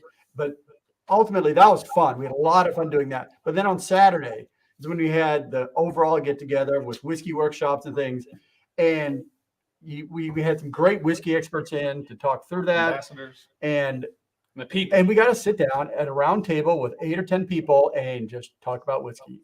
And people brought whiskey, and they brought their best whiskey, and they had whiskey you could probably 50% of the whiskey there you couldn't buy anymore. You can't buy anymore. So it was just so fantastic to get together and share that whiskey with all those people. That was it. And you know, I'm going to suggest to you that what you experienced there, and I know it's not the first time for you. I know that we've met up in real life. You've been to Texas. You've done things in the past as well. Mm-hmm. It's when you take that thing from a digital environment like this and then do something like that, bring it into in real life, you realize, and I think it's very healthy to do it, you realize what you're doing is a very real thing. 100%. Absolutely. 100%. And it really is more to me, as much of my 6 years in whiskey that I've grown, I've loved it. Without the people, it's nothing. Honestly, it's the people that we've met. The community, Roy, and you're obviously a huge proponent. You talked about it earlier tonight on your show, why you're so passionate just about that. Without that, the journey really doesn't mean nearly what you think it does. The whiskey journey is a real thing. And that's what we see on and on. Even our journeys, maybe at a certain point, we see new people in their journey. And that's what's so constantly happening. It's so exciting, and we love it. And I think if I remember watching you back in 2015, 2016, whenever it was you started, there was a sense that all the channels were kind of working in isolation. But that changed in the last 5 years, I think, and we've all benefited from that. I think with the fact that we are connected, supportive of each other, communicative, I think it's a fantastic space to be in. And let me tell you, a reason for that is that I know firsthand from some of the people that you hosted at that 6-year anniversary, sent me messages to talk about how great it was, sent me pictures of the things as it was happening. I felt like through them I could live a wee bit vicariously through it, so I know how much of a show you guys put on. Thank you all so much. Thank you for everything you've done. Roy. Thank you for the last 6 years. One of the best things about that was converting the digital name to the real name. Oh, yeah. Yes. You know, you got a moniker that is on your comments and on your Patreon, but then they come to you and it's now Chris and not the tagline. And it's that connection. It's a real person. That connection. I have a rule, and in my meetups, my in real life meetups, we have to go by our aliases. We have to go by them. You don't know them because it's too confusing. It is. It's too confusing. Guys, let's raise a glass together. Let's raise a glass in the hope that 2022 can actually happen for you, your trip over here. Let's raise a glass for us being able to hang out at some point and me actually get to shake Andrew's hand and potentially Sean's hand too. That would be amazing. A long time coming. Scotch Merry for Dummies. Merry Christmas. Thanks for all Thank you so much. Cheers. Merry Christmas. 2022, brother. Yep. All the very best, guys. Well done. Super stuff. Another channel that's been out there bringing it for, wow, this is so rich. This Glenturret 12 on the back of the Anok's clove and spice and nutmeg. This is bringing deep, dark chocolate. I mean, bitter chocolate, rich, sweet notes. I think there's a lot more European oak flavors going on in this. Really amazing cooked dark fruits as well. Dates, figs, wonderful stuff. I'm going to reach out to somebody now who is going to be new to a lot of people. You might never have experienced how wonderful it is to share a dram with this guy before. I'm going to reach out to a friend of mine who's positioned somewhere over in the middle of the Irish Sea. He comes to us regularly, twice a week, actually, from his bothy on the Isle of Man. I'm going to reach out to the OG whiskey tuber, actually, the guy whose wake we all follow in and raise a wee glass with, Ralfy Mitchell. How are you, Ralfy? How are you doing? Well, Roy, I'm just wondering if I'm still barred from the vPub for delinquent behaviour and for upsetting the apple cart. But thank you for inviting me on. Much appreciated. And what a lovely lineup of malt mates you're bringing along this evening. And it's the sheer variety and diversity of characters that we have, celebrating just a mutual enjoyment of hard liquor. That's what it is at the end. Tell me though, how have you ever upset anything behind apart from the technical issues that we seem to have been able to resolve? These are not happening these days. You're not upsetting anything. No, it's an anticipation for when it happens. At least you're primed. Of course. It's when I fall asleep in the bar stool or wet myself. You know, these things happen in the bar now and again. Spill a pint of Guinness on your lap, whatever it may be. Can I make a wee confession since I've got you on here live, Ralfie? Can I? Would you mind? Away. Everybody's listening, but I'll take you back to 2018, and you and I are sitting on a wee leather couch at the Old and Rare show in Glasgow. And I asked you a direct question, and I caught your answer, and just a flash reaction on your face. It wasn't the words you said, it was the way you reacted. And I said to you, do you realize how many channels are out there based on what you started doing in 2009? Do you realize just how many there are? And you reacted. And then you started to tell me about how you kind of focus on what you're doing. You're kind of keeping yourself to yourself. You've got and I understood all of that. But then I started to talk to you about some of these channels and how they all talk about Ralfy. They all talk about Ralfy. They all talk about it. I think it took you by surprise. I remember your reaction. There must be 200 whiskey channels out there now, Ralfy. And when you started, there was maybe 2, right? I mean, what was the other one? Well, the only one I can think of that was out in 2009 would have been a Horst in a German language and doing it whiskey.de. It would have been back then. So, I mean, it wasn't whiskey on YouTube was not a thing when you started. And I know that you were encouraged to do it by your brother, Clive, who's also on YouTube. Do you ever reflect? I know that I've read the book. I know that you do reflect, but have you I think a lot of things were revealed to you through the Oswald process that made you realize just how big a thing it was, right? Would you have an opinion on that or a thought? I do. Yeah. Okay. For Ralfy not to have an opinion would have been a shock, believe me. As you very well know, I'm an introvert. I'm not a mixer. I'm not a socializer. I'm also an isolationist. I tend to be in my own I'm in the bothy. I stay in the bothy. I do get across when I can travel, at least once or twice a year. And I may visit a distillery or two, but I always tend to just keep my distance. I'm in my own little place, the bothy, doing my thing. And although I'm aware that there are other onliners in the whiskey scene, I'm much more aware of the collective growing influence and how it's having more and more of a direct impact on whiskey sales, and how over time, and I have to say, initially quite reluctantly, many whiskey producers have increasingly seen the benefits directly of starting to connect and engage dispassionately, without trying to dominate or put a sales pitch in, with onliners. Because we've had literally, in the second year of a global shutdown, this is a serious impact on the way people are spending the money on alcohol, a huge impact. And it's highlighted the relevance of the sheer diversity of online commentators, some of whom are extrovert, sociable, very interactive, and others like myself who are just in the corner, like little Jack Horner, doing their own thing, and everybody's getting along fine. You know, it's just part of the tapestry. And there's a lot of bright threads getting woven into that tapestry as the years go on. And as much as we exert an influence and have this authentic community collectively of varied individuals, wait till you see it in 5 years' time, in 10 years' time.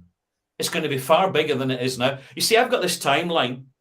I've looked at the graph on my own channel, and it started off very slowly. I wasn't getting any views at all until another onliner happened to describe me as a self-appointed anorak with a tripod in his face, talking about himself.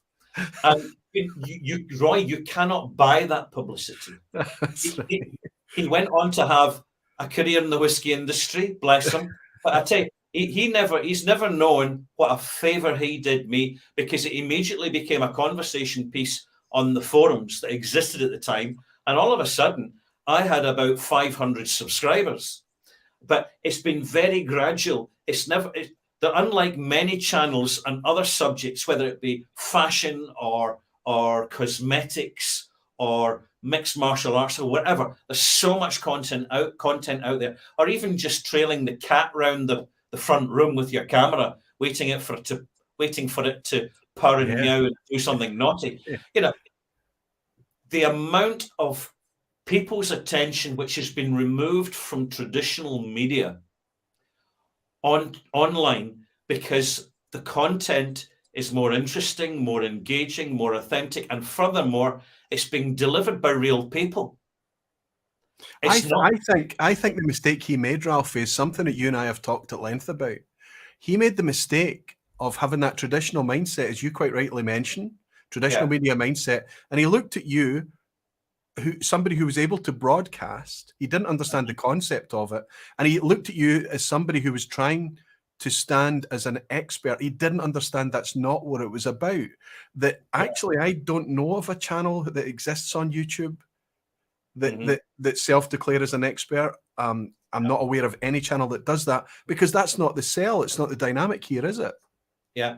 In fact, there's more suspicion now of people who are regarded as experts, because it's perceived that they're selling their boxed expertise in an expert context, rather than being candid and engaging in their conversation. And I don't mean that in a derogatory fashion. I mean it merely as a dispassionate observation.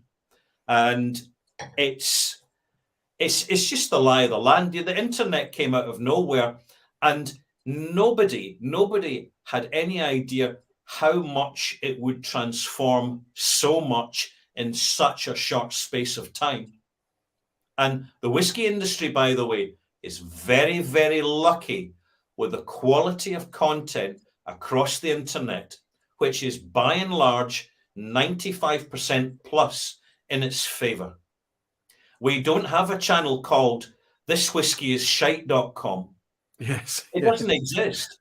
But someone's going to do it at some point, because it's going to be great clickbait. Even the people that review whiskies that they don't like, they have the capability to appreciate. It's nothing to do with the quality here. It's to do with something that I don't particularly like, or it's not for me, it's not pointed at me, but they don't necessarily say that it's badly made. Often the argument is that it's cynically presented or something like that. You're absolutely right. And I think that is the reason that we enjoy so much connection with these amazing people that support us, Ralfy, is that we resonate with their experiences often. Yeah, and we're tactful. Most of the time. I can sometimes slip on a wee tacked banana skin from time to time, which is okay, I think.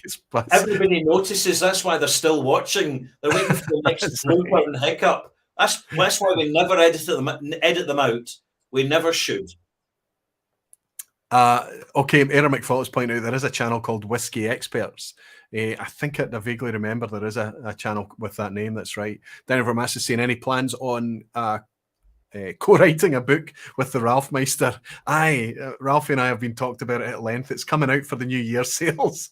No, unfortunately not, Daniel. Jenny Carlson is insane. I remember Ralfy visiting Springbank in 2011. Jenny Carlson is the marketing communications for Adelphi and Arnaworkin. Yeah. She said she remembers you visiting Springbank in 2011, or was it 2010? Peter Curry showed Ralfy around. I was completely unaware of whiskey on YouTube until then. There you go. That came out of thin air. I'd been discussing it with Peter, because he's a younger generation, and he was he was kind of open-minded about it. And I said, Peter, you know, I'm heading off to the Isle of Man soon. So I'll be leaving Scotland. But before I go, I'd just like to do a comprehensive walkthrough of a distillery. So can I pop down to Springbank? And I think he was surprised when I turned up. And I had literally the tripod with the flip cam on it. And I said, right, let's go. And he said, well, what about the lighting? What about have you not got a camera person or something? I said, no, this is it. He says, oh, and his face just fell.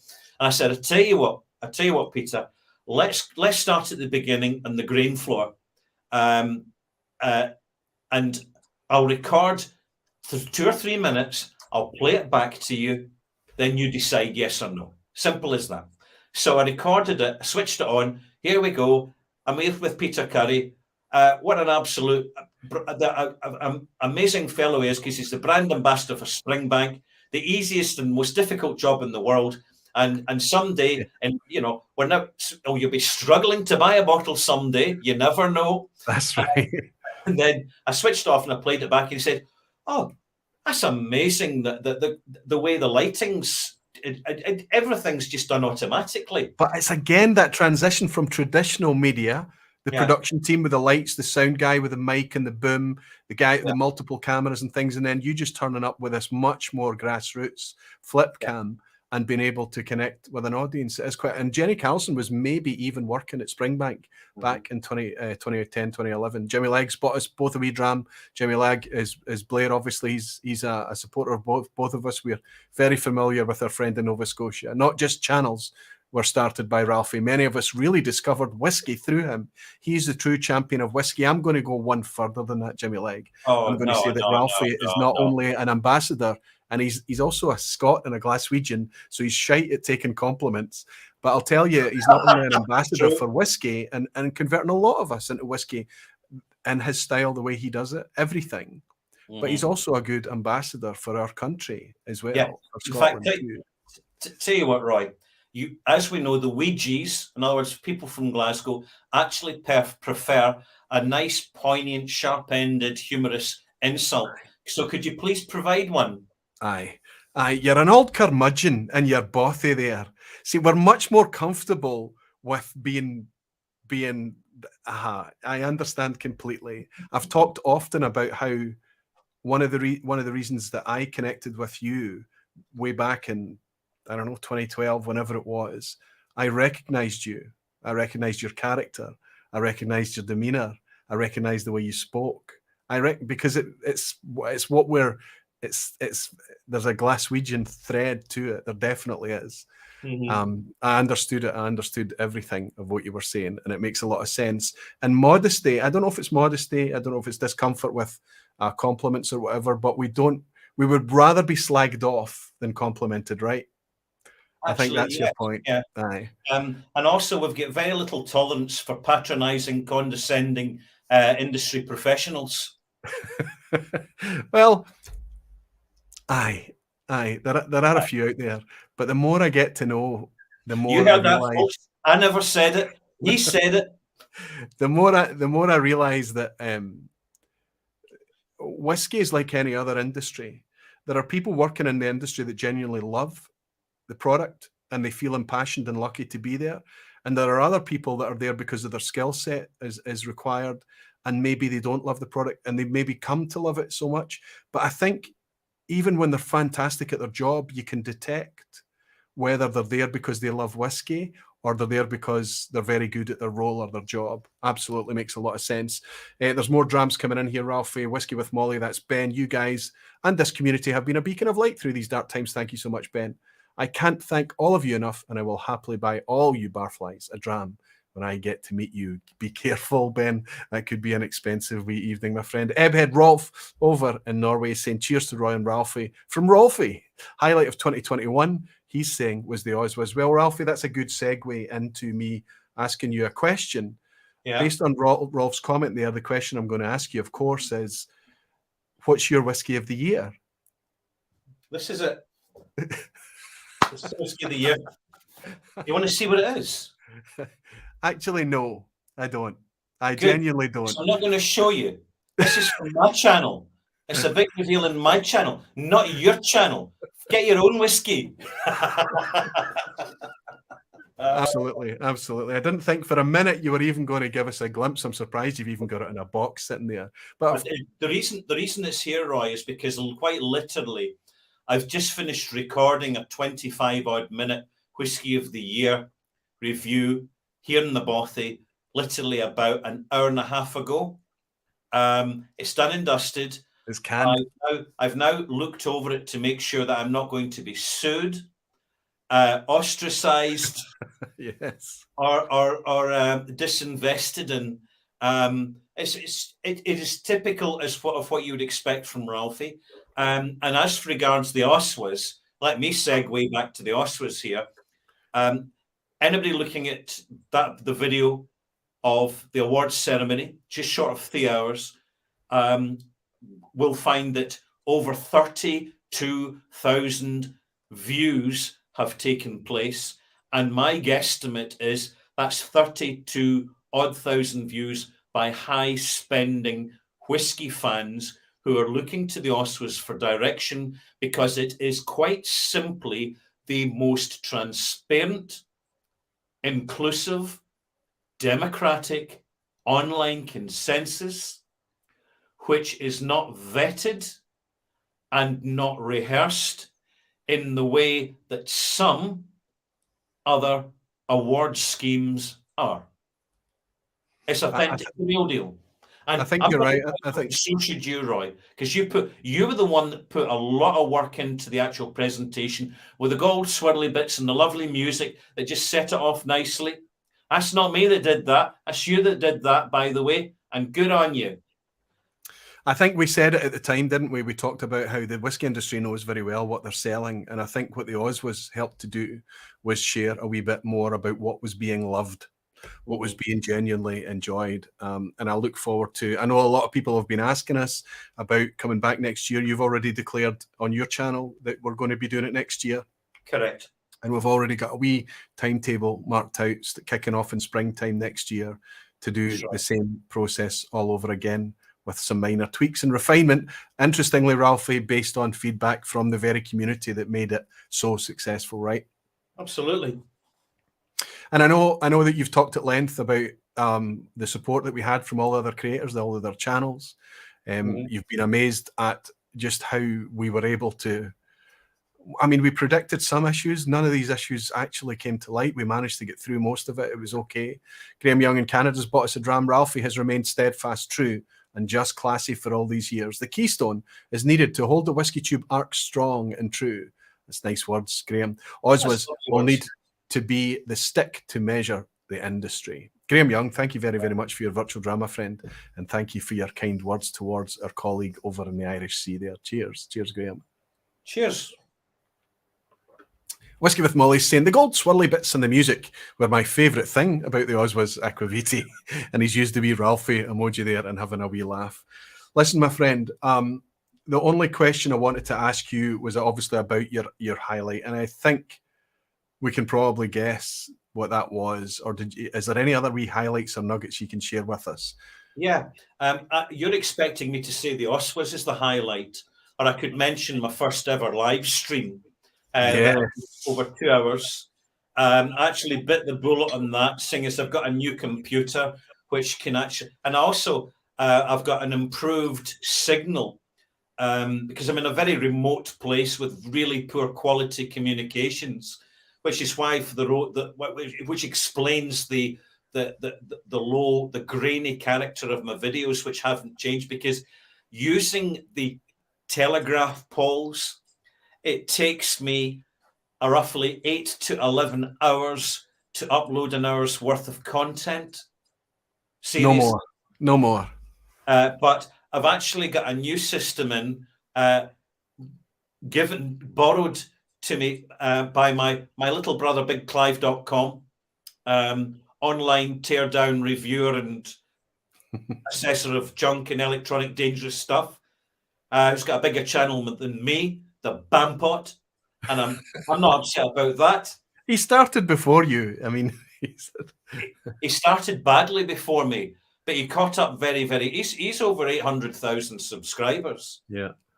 Which is a whole different league, Roy. I mean, we're involved in something niche, but what's nice for us is that we're specific commentators. We've got this little field. It doesn't change that much. It's quite predictable, and it's also quite dependable. And we're very lucky with the caliber of people who connect with our content, because they're 5-star folk. And I'm not trying to blow smoke up anybody's arse here, but you know, I've commented recently that when you sift through the comments, you're always looking for the real troll stuff, the nasty stuff that you have to delete, and occasionally you have to ban some commenters from your channel. And literally, I've only had to do that in 11 years, coming up 12 years. I've only ever had to do that 3 times. 3 times in 11 years. And I very rarely have to vet and edit any comments because of hate content or completely being inappropriate or nastiness. And I don't take that for granted. My highlight of the year, quite simply, is the ongoing engagement, connection, and support of the very civil and wonderful subscribers and viewers who are connecting just to learn more about whiskey so that they have that better buy and save the disappointment of a bad bottle. And when they do so, they discover that it's a very kind of civil, comfortable, self-contained social scene that, so long as you don't overdo it and become an alcoholic, and yep. I tried that once, but I never had the stamina to keep it going. Had to give up on it. In fact, I'll let you into a secret that I never mentioned. After this video, I'm not going to be touching any whiskey for 2 weeks. Oh, wow. No whiskey. This is it for 2 weeks, because we'll have the break. The Whiskey of the Year is already recorded, and my New Year video will always be just the landscape and the ambient music, the chill out zone. But during that time, and until I get to my next whiskey review, which will be 809, I think, or 910 or 909, yes, in 2022, where I've got a new jacket on, I won't be touching a drop of whiskey. I'll have gin and tonics. I'll have some cava. I'll have a few Guinnesses and other beers. I'll have red wine, definitely. But I just need to just take time out completely for a minimum of 10 days just to let the palate rest. I get it. So I'm going to scratch the question I was going to ask you about what dram you're going to be raising on Christmas Day. And instead, unfortunately for you, Ralfy, that means that I have to ask you the crunchier question. What happened to Ralfy Review #1, and does it still exist anywhere? Yes. Ralfy Review #1 is Talisker 10-year-old, and it's online. Unless YouTube have removed it. I've never removed it. Did it come after the Glen Breton? Yes. So #1 comes after #2. It was recorded after the Glen Breton, which was going to be #1, but I thought, no, if I'm a Scotch whiskey reviewer, I've got to start off with a Scotch whiskey rather than a Canadian whiskey. But it was the Scotch Whisky Association's attack on Canadian whiskey distillers that actually launched the entire channel, because that really pissed me off, the arrogance of it. Here's little Glen Scotia in Glen Breton Distillery in Nova Scotia, 60 miles south of Inverness, Nova Scotia. And they're saying, oh no, you can't call it Glen because you're not in Scotland. Bullshit. Absolute bullshit. Yeah. I mean, I don't think the Scotch Whisky Association make many bad decisions, in all honesty. They're very necessary, and by and large, they do a good job. But their decision to go after Glen Breton, and since then they've gone after another distillery in Canada, which is just adverse publicity. It's not good publicity. and it's going to be cast up time and time again, and it's going to empower the Canadian distilling scene as it should. Based on controversy. Yeah, based on controversy is a fantastic springboard for identity. And also the decision to make inner staves illegal after Compass Box's Spice Tree.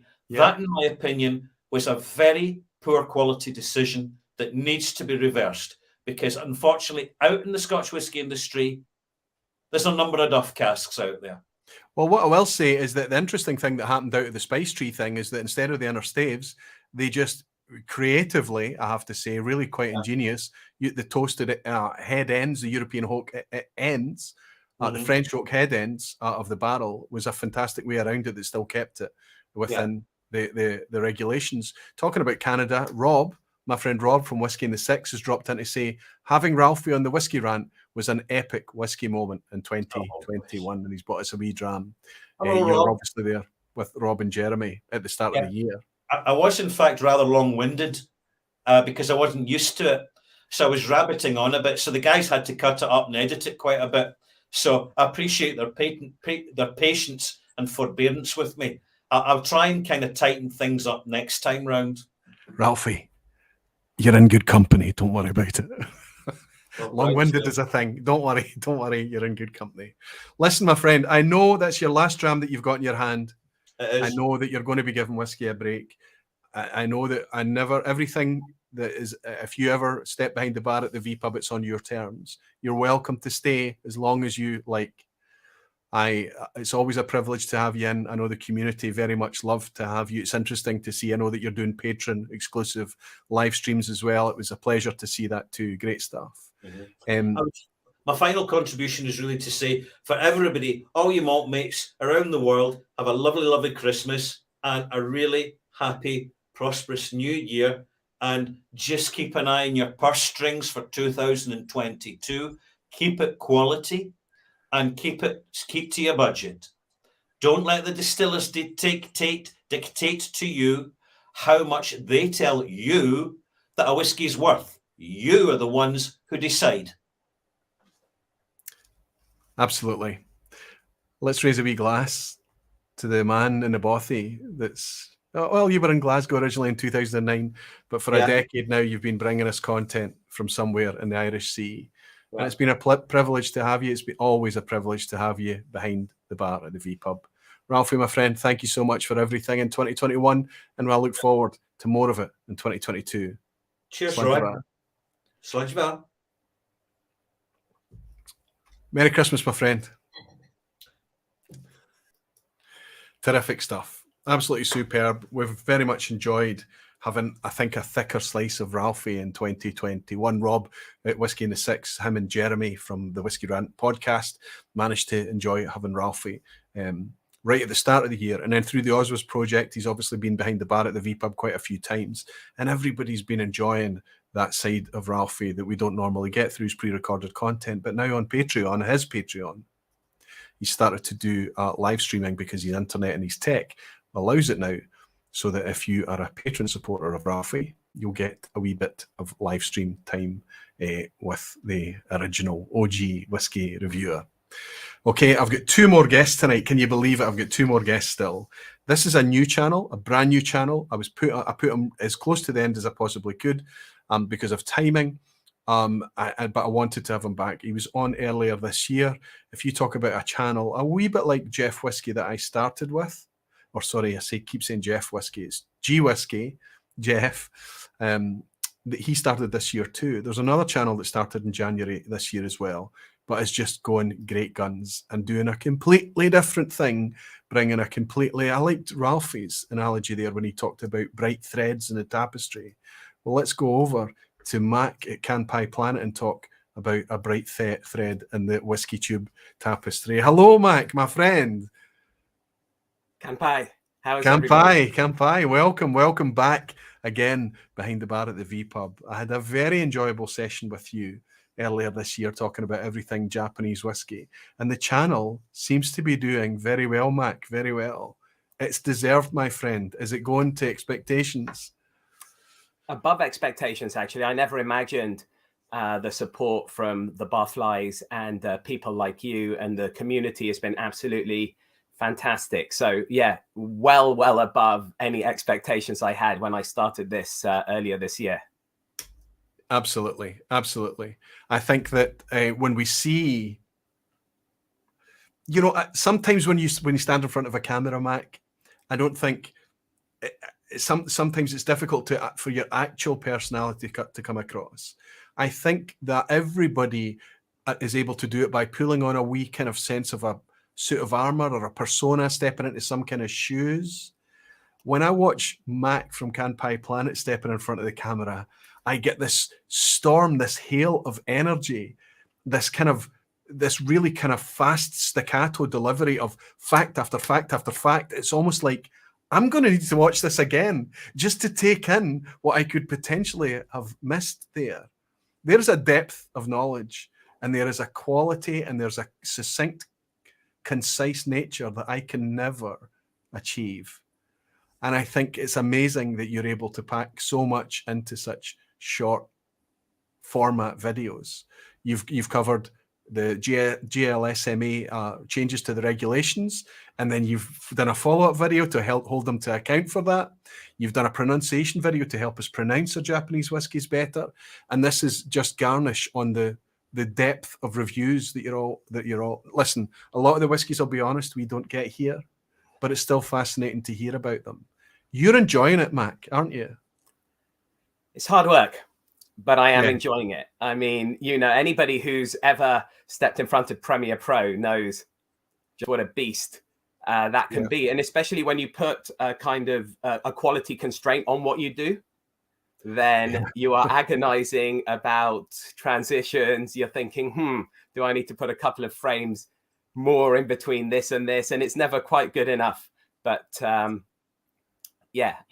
am enjoying it. And that's really been, again, because, when you put something out there, the reaction that you get, I put out a video recently reviewing a whiskey from the third largest distiller on earth that I was a bit worried about the reaction to that, because I was maybe not as positive as some people like to be about the general genre of Japanese whiskey. It definitely attracts fetishization. It attracts a lot of fanboys, and I'm trying to take a much more critical approach. And just the comments and the support and the way people responded to the honesty has been absolutely incredible. So then that leads into motivation and enjoyment.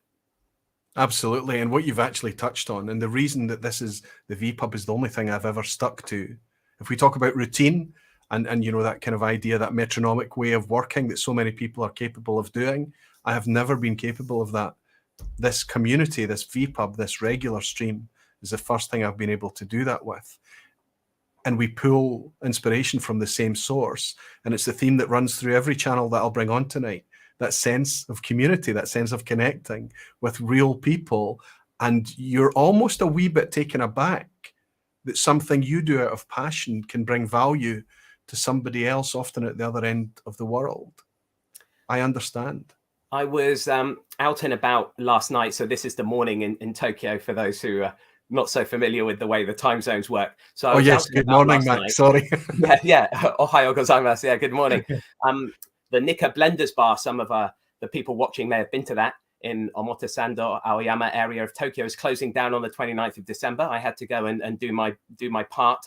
And somebody, for the first time, somebody came up to me and having recognized me from Kanpai Planet. And he said, I just wanted to say thank you for what you do. And thank you for your service, which made me blush. Exactly, it was that feeling that and the way he expressed it made me really. That was obviously because of Corona. There's not been so many opportunities to meet viewers face to face, but he really brought home exactly kind of what we're doing, putting yourself out there. You never know who's watching, but people are part of that community. Absolutely. That's quite incredible. After less than a year of doing the content, that somebody comes up, okay, it's in a whiskey context, which is normally how you're going to be spotted or whatever. But that's incredible after just a year, Mac. And I think it's testament to the impact that your content from a very unique perspective on a very unique topic. I mean, if we consider that whiskey is niche, you're focusing on a niche section of that niche, right? And I know that you love all whiskey and you're interested in it all, but you're able to bring things that were previously black box stuff for us here when it comes to Japanese whiskey and Asian spirits. Doc Macallan Fine and Rare, you're going to have to translate for what the Doc's comment is there. But he's put in, so I don't know if it's kanji even, I don't think it is. He's saying Kanpai Planet in China, we say, can you read that comment? Ganbei. There is the kanji's changed. Of course, the word originally, is very related and came from Chinese around about the time that we in Japan stole the kanji from them, basically, and never returned them. But we flipped. The first kanji is different now for both. So Ganbei is the same as Kanpai. Ganbei. Cheers, Doc. Mac, I have to ask you a question, my friend. I think I have to say that if I talk about my highlights from 2021, I would suggest that Mac from Kanpai Planet bringing that Japanese vPub was one of the I think it was one of the geekiest, most deep dive vPubs, but it was one of my favorites from 2021. For anybody else that's watching, I encourage everybody to go back and watch the Ian McMillan vPub from March as well. If we talk about geeky deep dives and just passion and how a powerhouse of a man can actually change the direction of malt whiskey, it's fascinating, that vPub. And if we can't say that words like that without considering May, the Jim McEwen vPub as well. We were able to have that last chat with Jim too. That's my highlights in terms of the vPub. I have more highlights to share with you. Maybe I'll get a chance to do that either this evening or maybe next week. But I've got one question for Mac. How much longer, Mac, do we need to wait in the West before we can afford an age-stated, good quality Japanese whiskey? Try and put a timeline on it. Is it ever going to happen? I'm going to throw that question back. I'm going to throw that question back at you because it looks like next year you may not be able to afford much age statement Scotch, given some of the price rises I've seen about to come through. I have to say that these price rises, there's an inevitability to it, but there's a huge rumor mill happening right now. Right. The sources are suspect. The price increases are so dramatic. Yeah, that it's difficult you just want to push that out. I want to get through a happy Christmas. I don't want to depress myself without looking at triple figure percentage price increases on stock core ranges and things, because I'm telling you now, I'll be one of the people that stands up in my soapbox and demand that people do not buy this stuff. Step back. There's millions of whiskey choices out there. I know I've hit you with a loaded question about the Japanese thing, but Japanese whiskey, you and I did a vPub together. There were things. Yeah. One of the whiskies I brought out last week for the blind challenge was the Yoichi. Mm-hmm. So much I've enjoyed that. A non-age statement peated Yoichi that I thought, £65, this is expensive for a non-age statement, but it's good whiskey. And everyone agreed that it was good whiskey. It was wonderfully flavored, dense, more complex than just straight young peat. However, I worry that we might never regain the ability to buy a 12-year-old Yamazaki, a 12-year-old Hakushu, or a Nika, a Yoichi with an age statement on it. And I just think that those days, perhaps for mere mortals like us, have perhaps gone. So the answer to your question is for Nika, they're saying that their supply will normalize roughly 2030. And Suntory are making this stuff, but they're just putting it on such tight allocation. Now, one of the indicators that the good times will slowly, and for everybody watching, that's the operative word, be coming back, is there is a bottle of Hakushu 12 up there that a fan found on the shelves at RRP somewhere in the country, and then actually wanted to give to me, and I paid for it at the retail price. Fantastic. So slowly, incrementally, over the next years, you're going to see Suntory start to loosen, turn by turn, those those allocations. And unfortunately, the thing is it does exist. If you were to come to Tokyo, we could go and buy some right now. It's just it wouldn't be at the recommended retail price. We could walk into a shop and see pretty much anything we wanted. So that's why you've got your platinum card, right? Absolutely. I have to say that I'm going to become more and more Scrooge-like over the course of the next couple of years. I can feel it because I've already got a lot of whiskey, and I know from experience now that there's always somewhere else to go. I very much hope that the same happens for you and your choice out in Japan as well. And if we want to hear the latest on it, Mac, we have a channel we know where to go to get the inside scoop on everything that's happening. For your energy, for your passion, for your professionalism, for the high level of quality, for your succinctness, for your ability to deliver it in such an easy to consume way. Mac, thank you for joining WhiskyTube in 2021. I hope we see a lot more of that content in the coming years, my friend. Can we raise a glass? Yeah, absolutely. Kanpai, and to you for everything you're doing for the community, Roy. I wouldn't be where I am now. I'm very honored to say I'm knocking on the door of 2,000 subscribers. Now, when we had our vPub back at the end of August, it was 1,000 subscribers ago, and the community helped me cross that very important milestone. I'm glad that they've done the same to help people like Anton Nicky over at New Dram Drinker. Thank you to you and everything you do and everybody watching. It's been absolutely fantastic to be part of this incredible world. For me, Mac, it's an absolute pleasure, my friend. Thank you so much. Thank you for being part of this thing. Cheers. Thank you. Cheers. Please, if you've got the time today on your hands, stay till the end. There's a crunchy quiz for you to partake in if you're up for it, buddy. Thank you. Thank you so much. I've still got two guests because I've realised that somebody has been able to control his time a wee bit better than he thought he might, and somebody else has been able to drop in. So I might have two more guests for you. This is an end-of-year vPub. If you've got the time, I've got the people to share with you, honestly. There's a guy that I want to reach out to now in Canada. This is a guy that's been around for as long as I've been a part of the WhiskyTube scene, and before that, much like the Scotch for Dummies. This is somebody I actively watched before I'd even put a video out. He's still putting out the content. He must be 7 years down the line now. You're all going to know who this chap is. He's one of the gentlest, easiest, kindest, classiest guys in whiskey. And I know he doesn't like me saying all of that stuff. But I'm going to reach out to my friend from Toronto, Whiskey in the Six, Rob, and bring in, there he is, the finest, sharpest beard in WhiskyTube. I hope that mic is not muted, Rob. How are you doing? You know what? Before I even got on today, you got me blushing. So, how are you keeping, my friend? It's been too bloody long, hasn't it? It has. It definitely has. Honestly, I've been well. I mean, despite what's going on in the world, I've been well. My family's well. So, yeah. How about you? You're still grinding it out. You're still grinding out the content. Look at the backdrop, though. Can we just talk about the backdrop? I mean, I know the amount of work that went in that. I remember your little corner there with the desk and the boxes stacked up and things, and the swivel chair, and you would turn to the desk, and then you would turn around to the camera and stuff. But look at you now. Look at the resplendent backdrop. Whiskey in the Six. It's time has come, right?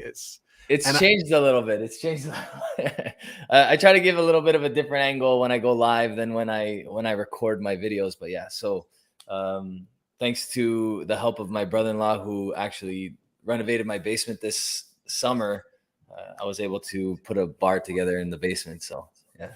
That's fantastic. I'm going to uncork a little bottle as I ask you a question, Rob.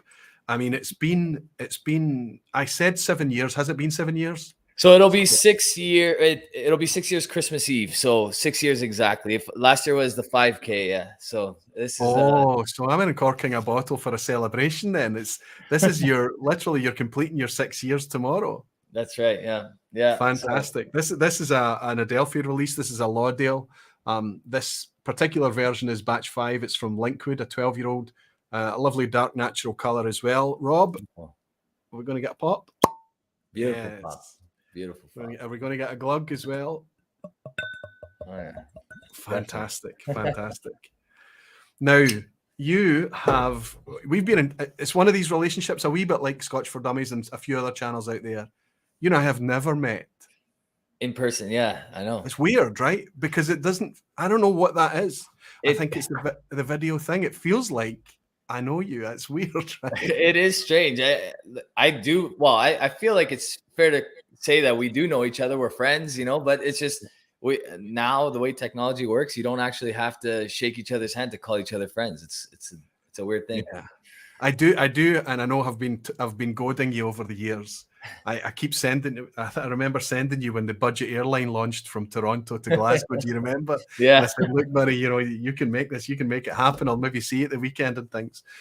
But that's got to be on the radar. That handshake has to come at some point, right? Absolutely. It's honestly, if well, we'll see how things go this summer, but that was the goal. We were hoping to go this summer, Jeremy and I. So if we can still do that, if not this summer, then the way it works is, I know summer is not really whiskey season, but as a teacher, it's very difficult to get out.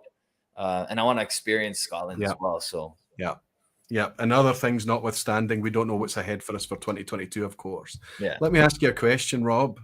6 years. Countless videos, hundreds of videos on the channel, right? Yep. Collaborations with Jeremy over at Sipper Social Club, fantastic stuff. Do you really still love whiskey? Do you? Honestly, it's funny because I had some opportunities this year that came up because of whiskey, and when you meet the people that you get to meet at these whiskey events, and you drink some of the whiskeys that are being shared, and the generosity of people in the whiskey industry is just, I have my family number one, and then whiskey number two, as far as love goes. Like, that's it. Like, it's just, there's nothing more that unites people, I don't think, than, I'm involved in other industries as well. And it's just not the same. It's not I love whiskey. Yeah, absolutely. The answer to the question is yes. I love whiskey. I love whiskey. Sometimes you want to put an adjective in there, right? I really, Scott Monroe and I have got this thing that he says that he puts an expletive in front. But we genuinely mean it. Absolutely. And it's because of, this thing has enhanced not just our enjoyment of a spirit, but our enjoyment of the human condition, our enjoyment of smells and flavors that exist elsewhere in the world, and our ability, you and I, speaking honestly, Rob, being probably quite introverted people who never imagined themselves on public video, right? Absolutely. Honestly, I remember watching back, because my friends make me do it once in a while, some of the first few videos I put out, and the awkwardness of those videos, like, I still cringe to this day. So like, I heard the question you posed to the Scotch for Dummies, how do you feel about watching yourself on camera? To this day, I still have trouble watching myself because I don't know. I see I'm embarrassed. It's embarrassing sometimes just watching, like, it's cringy. That's the best word to put. But I think it's part of the value proposition, because people recognize that discomfort. People recognize that trait in themselves. It's not an easy thing to do. It's difficult. My problem isn't looking at myself. I'm used to looking at myself in the mirror, right? I kind of know what I look like. My biggest problem is hearing my voice. Yeah, that's exactly. It's like, I'm just, every time I'll hear myself, I want to ring up all my friends and say thank you for indulging and enduring my voice. Thank you. Michael Heslin's bought us a dram. He's saying Rob is the best. Merry Christmas, everyone. Cheers from New York. Michael Heslin, thank you so much. I agree with you. I have lots of time for my friend in Toronto. I'm going to ask you a question, Rob, and I had this one pegged for you. Well, this is an interesting one, actually. I'm nervous now. How would you compare WhiskyTube in 2021 to WhiskyTube in 2017 then? If it's 2016 for you, if it's 6 years now, Christmas Eve 2015, wow. Yeah, it was December 2015 is when it started. I know the only reason I know the year is because my son was born maybe 3 months before that. And it was... Oh, so you had lots of time on your hands. Yeah, apparently. Wow. Yeah, so I know that's every time a child is born, a new hobby is born as well. My wife reminds me of that all the time.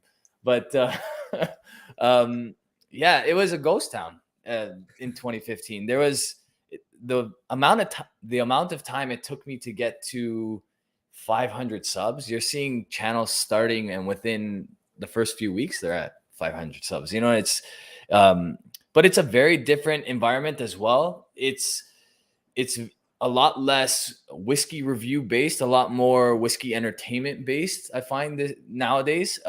Whereas a lot of the people that started in that time, they started to try to mimic, I guess, in a lot of ways. And, the Ralfy type review, right? Where you wanted to sit down with the whiskey, give some notes, give a mark, let people know whether or not it was worth your money. That's kind of why I started. I loved what Ralfy was doing. And there was things that I could purchase in Canada that maybe he didn't have access to there. And then that's kind of how it evolved. But obviously I ended up getting so deep into Scotch that there's a lot of overshadowing as far as reviews go. But yeah, very different environment. And it's grown exponentially. I can't believe how many people are involved in the whiskey world nowadays. Like there's, like you said earlier, about like 200 channels, maybe more. Rob, do you remember, and we'll share a little secret from behind the scenes this evening, I think. Do you remember I used to do an annual summary of all the channels and how they'd done, and I used to share it on our group chat, remember? Yeah. And Trinity and C, Scotch Test Dummies, Scotch for Dummies, and everybody's in there, and we're all kind of share. Whiskey Dictionary, Bill was in it, and we're all, and I'd kind of share, and I'd be like this really positive thing about, look what you've achieved this year. And because there was a time that I used to track I was really obsessed by growing this WhiskyTube audience. I wanted to know that I wanted everyone to know that there's a way to consume whiskey through video inside YouTube. So I was obsessed by measuring how big the audience was. Once I started to monitor more than 100 channels, I gave up. Yeah. It's too much. And I started to focus much more on my own content and my own channel and things. But you remember those days, right? I do, yeah. I think it's a little bit like, would you agree with this analogy? It's a bit like whiskey. You and I hold our hands up, and we've got more whiskey than we know what to do with. Absolutely, yeah. Well, there's more whiskey, but it's not what it's about. It's because of the variety, the definition of flavor and everything. It's not about volume for us. It's about the flavor chase and sharing that with the audience, the people that are watching. Yeah, well said. But it's a wee bit like that with channels now. It's okay for you not to watch everything from all the channels, just in much the same way you can't buy everything from all the whiskey producers. But you can discover things that you enjoy, that's to your taste, that you connect with, right? That makes sense. Absolutely. I mean, every time I buy a new bottle, it's like, do you need another bottle? Obviously not. I'll never need a new bottle. I could probably get through the rest of my life with the amount of whiskey that I have. It's not about that. It's about trying to find that it's the pursuit of a perfect whiskey. Maybe we'll never find that. Maybe it doesn't exist, or maybe there is one for each and every one of us, and that's something different. But we can never stop buying these whiskeys, because otherwise we won't continue to experience, right? We won't continue to evolve. So absolutely, I agree. I think it is endless, and I think that what we're actually pursuing is the next wow moment, the next epiphany, the next, when you're staring at the glass going, what did we just say? I love whiskey, right? I love whiskey. Right? Absolutely, yeah. Give me your highlight of 2021, my friend. So I was very, very lucky this year to be flown out to Vancouver to get to try the Gordon MacPhail Glenlivet 80-year-old. So just an epic experience from start to finish. They gave me an offer I couldn't refuse, as far as making it so perfect time-wise that I could fly out the Friday night, fly back the Sunday, not miss a beat at work. And it was just an incredible experience. The whiskey was incredible. The people that I met were incredible. So many great whiskey moments. I mentioned one in the super chat that I sent earlier with Ralfy.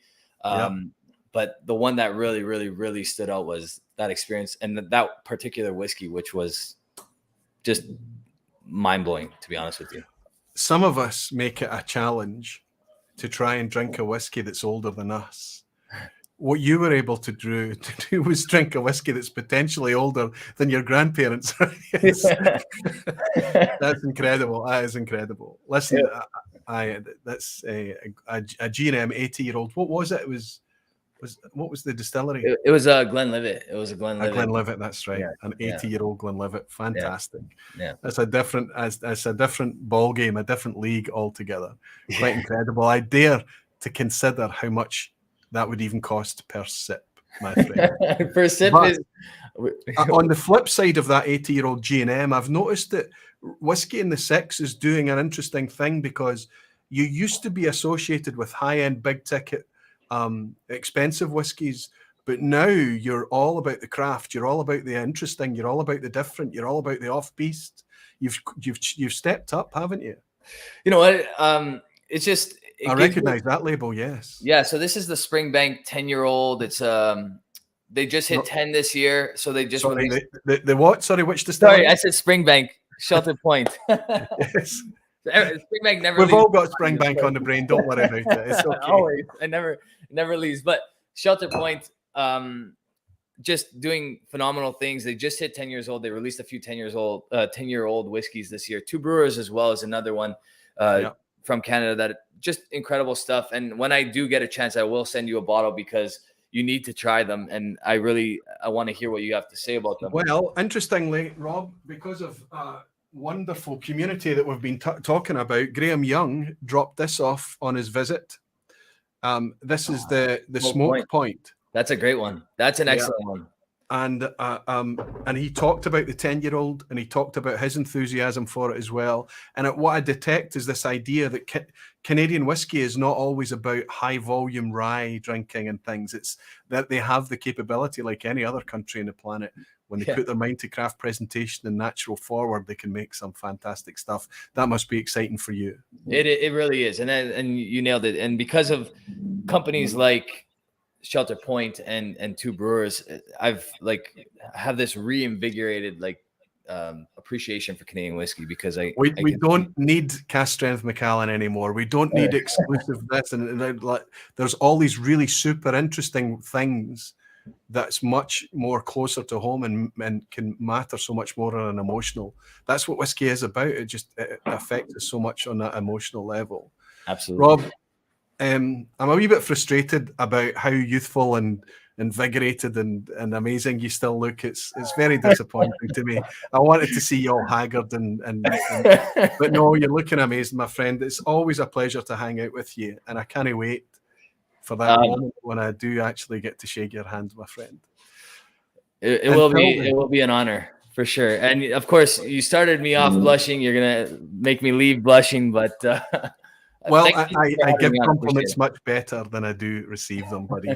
So I'll raise this glass of this 12-year-old, rather tasty, honestly, Linkwood, to your Shelter Point, to 2022, my friend, and I hope it brings everything that you deserve, Rob.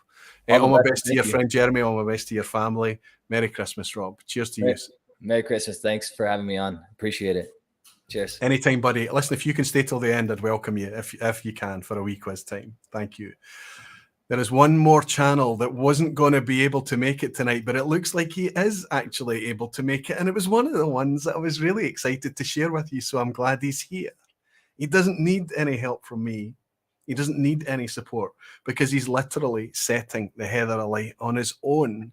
He's bringing a completely polished, high production level content to YouTube. Very educational focused. He's now dabbling into reviews and things as well. He's bitten by the bug. I can see it. And where I saw this when his channel first started, he dropped off the radar. Listen, life gets in the way. This is a hobby. This is a distraction for so many, and very, very time consuming, as you've heard tonight. And he dropped off the radar, and I was sad. And then he came back. And he came back with amazing energy. This channel is growing like a weed. And I'm very glad to call him a friend. I'll reach out to Phil from New Zealand. First Phil Whiskey. How are you doing? Good, thanks. Yeah, thank you very much, Dad. Somebody to look after the youngster. Well, it got sort of later in the day now, so my wife got home, and the toddler could get looked after. Fantastic. Yeah, that's why I know you've been waiting for a wee while now, but obviously you've been able to come in a bit later than it was originally planned. That was perfect for me. If anybody doesn't recognise Phil, I can't believe that's the case anymore. This is Phil from New Zealand, Phil from First Phil Whiskey. He's been on a vPub before. You joined me earlier this year, didn't you? Yeah, I joined you on the Gateway Whiskies. That's right. That's what we did Yeah. together, the Gateway Whiskies thing. But your Yeah. channel was probably a mere kind of 3,000 or 4,000 subscribers back then. What are you Yeah. sitting at today, Phil? It's about 16 and a half, I think. So, there is a different way of doing YouTube. Somebody mentioned earlier tonight pushing the YouTube crank. I think it was your fellow New Zealanders, the fellow Kiwis, Tim and Dave at the Single Malt Review talked about that idea. And there is a very, very nice way of putting forward a product that's very appealing, very easy to consume, very professionally done. That is what First Fill Whiskey is about, I think. I think you're focusing on educational content, and I sense, my spidey sense tells me that you are learning and you're understanding the barriers to learning, and you're trying to put things in place that can help people overcome the barriers you experienced. Is that right or wrong? Yeah, and that's a big part. I've had a lot of people message me and just say, "Oh, thanks, I've just started my journey. It's really helped me, get to go down the journey, explore all the different hallways down the whiskey kind of universe, really." And I think that's really the biggest part for me about doing the channel is when people give me that kind of feedback. Because I feel like when I first got into whiskey, it was kind of confusing and intimidating. But the great thing about it, you always learn. You've never learnt whiskey. There's always something new. There's a new country. There's a new type of cask.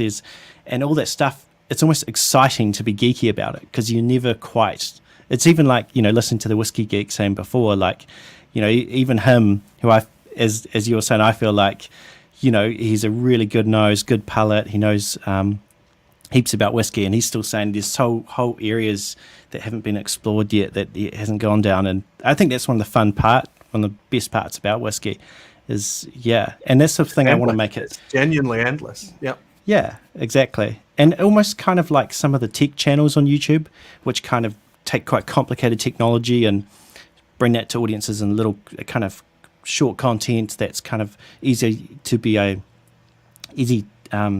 digestible and that sort of thing. That's kind of the similar thing I want to do within whiskey. Yeah.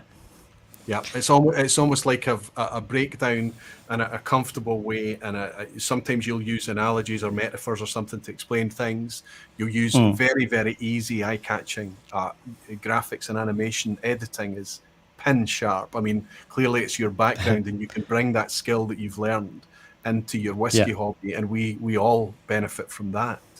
But what's happening is that you are seeing the traction that's having with a much wider audience.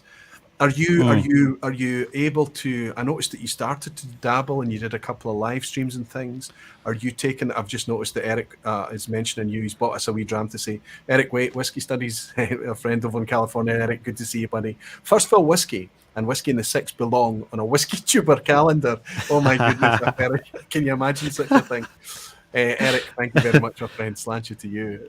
I've actually probably had 12 people in tonight, enough to make a whiskey calendar. Eric, we wouldn't have a whiskey calendar without you, my friend. Thanks for the dram. Cheers. Cheers, Eric. So you started to dabble in live streams and things. So you connecting with the community side of it. You're talking about feedback and how that motivates you. Have you had a lot of connection with the whiskey community? Yeah. I mean, that's one of the really exciting things about being on YouTube is that you suddenly are connecting with people all around the world. There's people DM me, like I get a lot of DMs on Instagram, people just wanting to chat about whiskey, or they have some friend they want to buy for, and what do you recommend, and what about a sherried whiskey, and what about, and then especially, but I really think, and I think all this whole stream has been about other YouTubers, but I do really think we need to highlight you and what you've done to this, the whole YouTube community overall as well. I think you've almost pulled together a lot of these people who wouldn't have connected in the first place.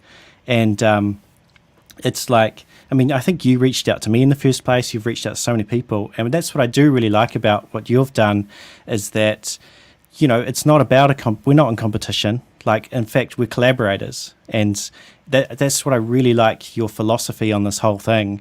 And look, and it just goes to show, like, you look at how many Patreon supporters you have compared to subscribers. Like, it's the amount of people who are dedicated to Aqua Vitae and what you do and the information you provide. I think we're all extremely grateful, and you've done. I'm always listening to all your videos. I know so many other people are so dedicated, so grateful to what you've done to the WhiskyTube. It's almost like you're kind of the, I don't know what it is. So you're kind of the CEO almost. That I tried to touch upon a wee bit earlier tonight, but I'm very, very grateful. I'm learning how to try to be very gracious when there's nice things said, and I appreciate that. I really do. But I think the reason is that we have a lot to thank whiskey for. You talked about this, this ability, about this, everybody. You've just mentioned about how easy and fun it is to get your geek on, and it's fun to get geeky about it. But I think there's more to it than that. It's because whiskey is connecting with us on a very, very sensory human level. It's about a feeling. It's about aroma and flavor. It's about how the thing looks, how it feels, how it reminds us of. I often say, I talk a lot at length about how it reminds us what it is to be alive.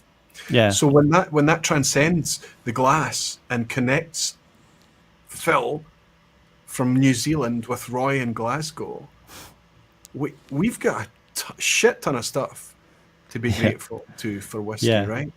And definitely. For me not to reach out to Phil in New Zealand, and not to reach out to Tim in New Zealand, and Mark and Drew and Sean and I need to remember the other name now, Andrew in Indianapolis, and every other channel out there, and realize that the value proposition of us working together as a creator community is much, much bigger a value proposition to the audience. So it's like I keep saying, whiskey demands it.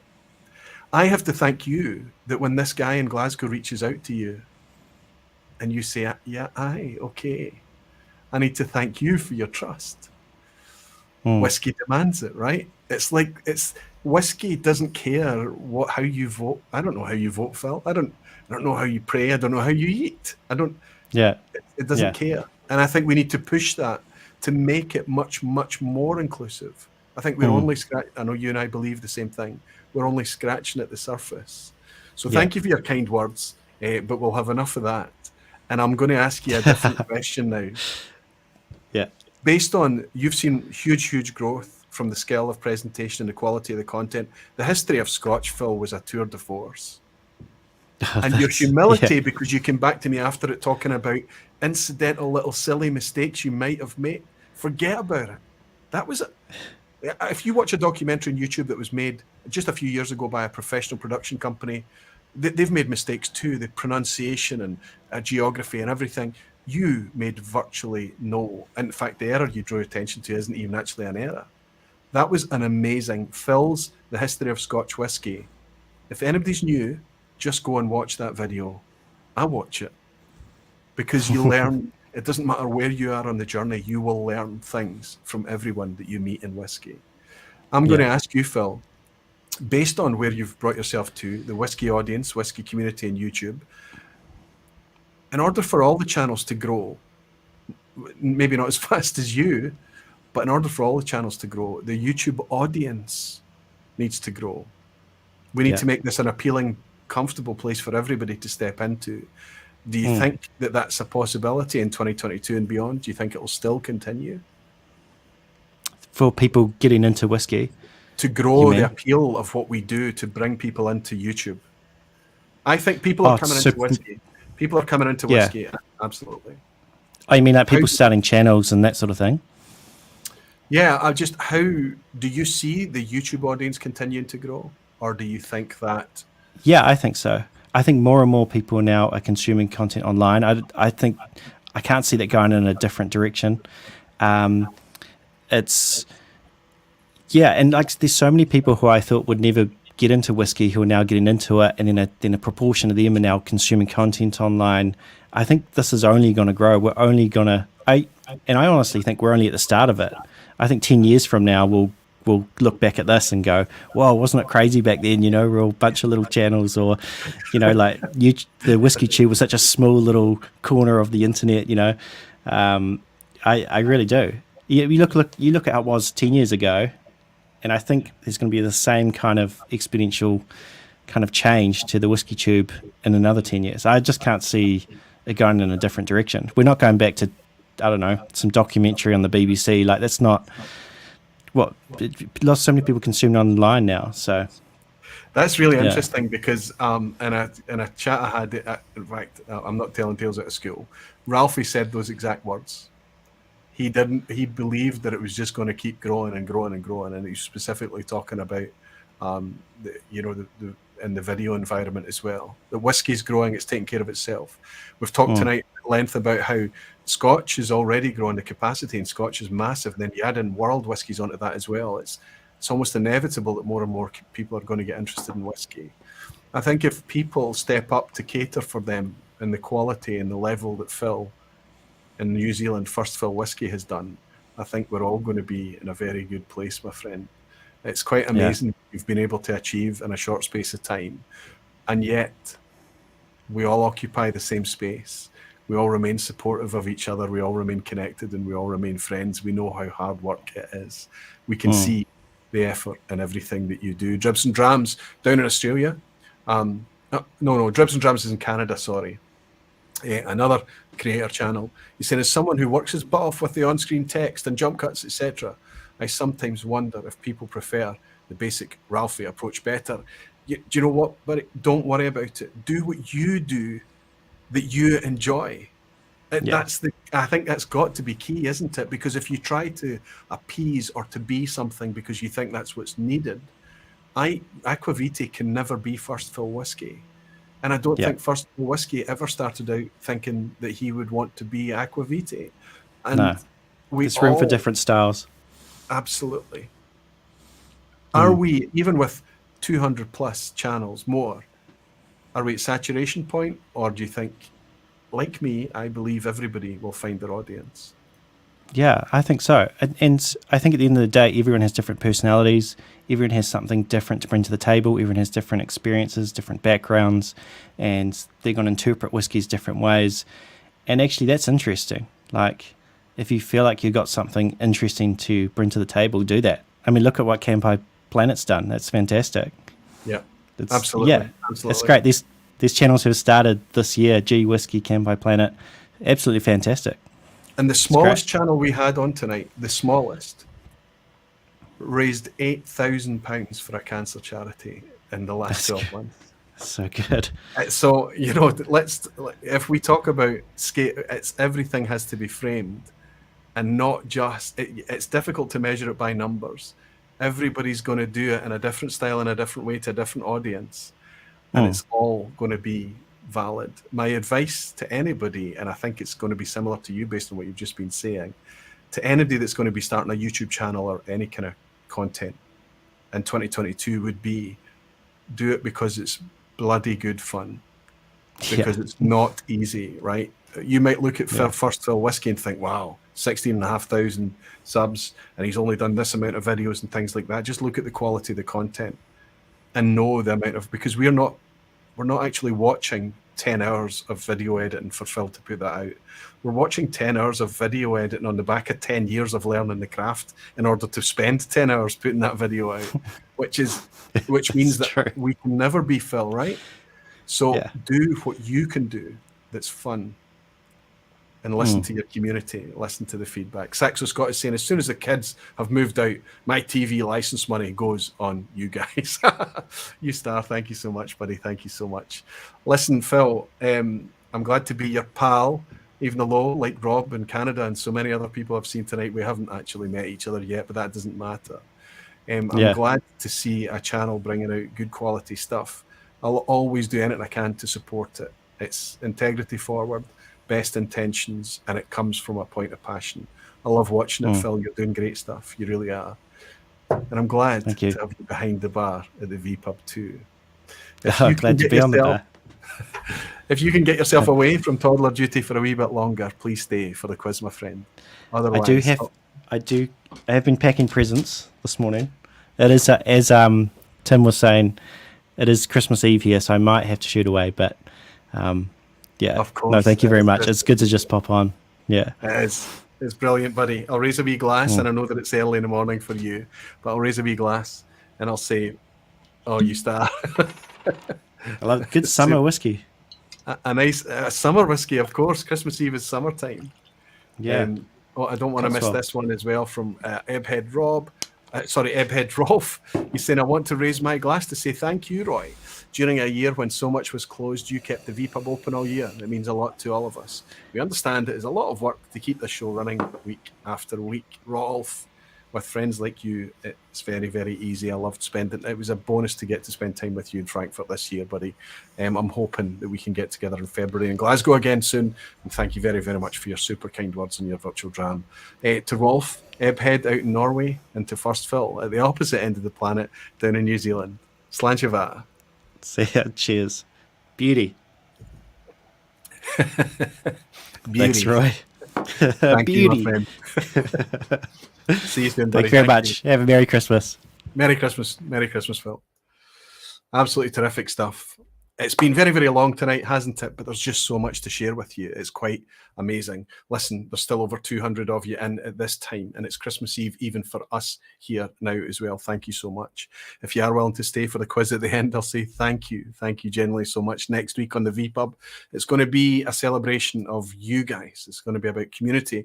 I'm going to hopefully bring in the bottle chasers, Sevy, Scott, and Gregor McQuee, and just talk about that community thing to share stories and highlights from you in 2021, not the creator channels, not the whiskies, not that, well, it might be whiskies, whatever it is a highlight to you. I'm going to celebrate you. It's going to be a end of year quiz at the end from Menno, and there's going to be a couple of games of Is It a Space Side with some characters that you've got to know over the years within this space.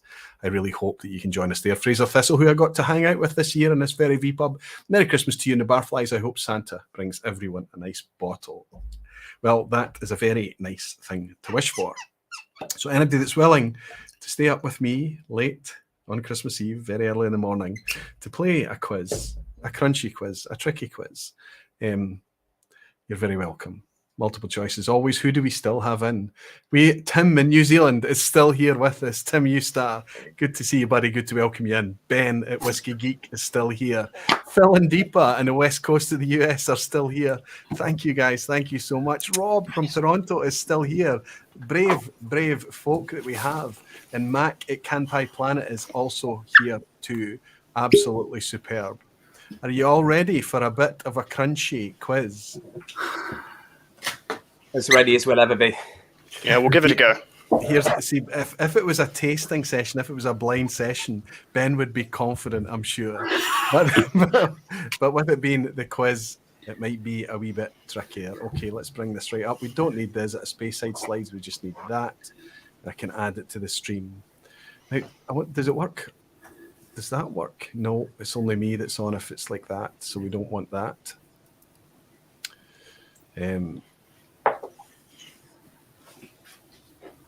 That's the only way it works, I'm afraid. So everybody's on small thumbnails.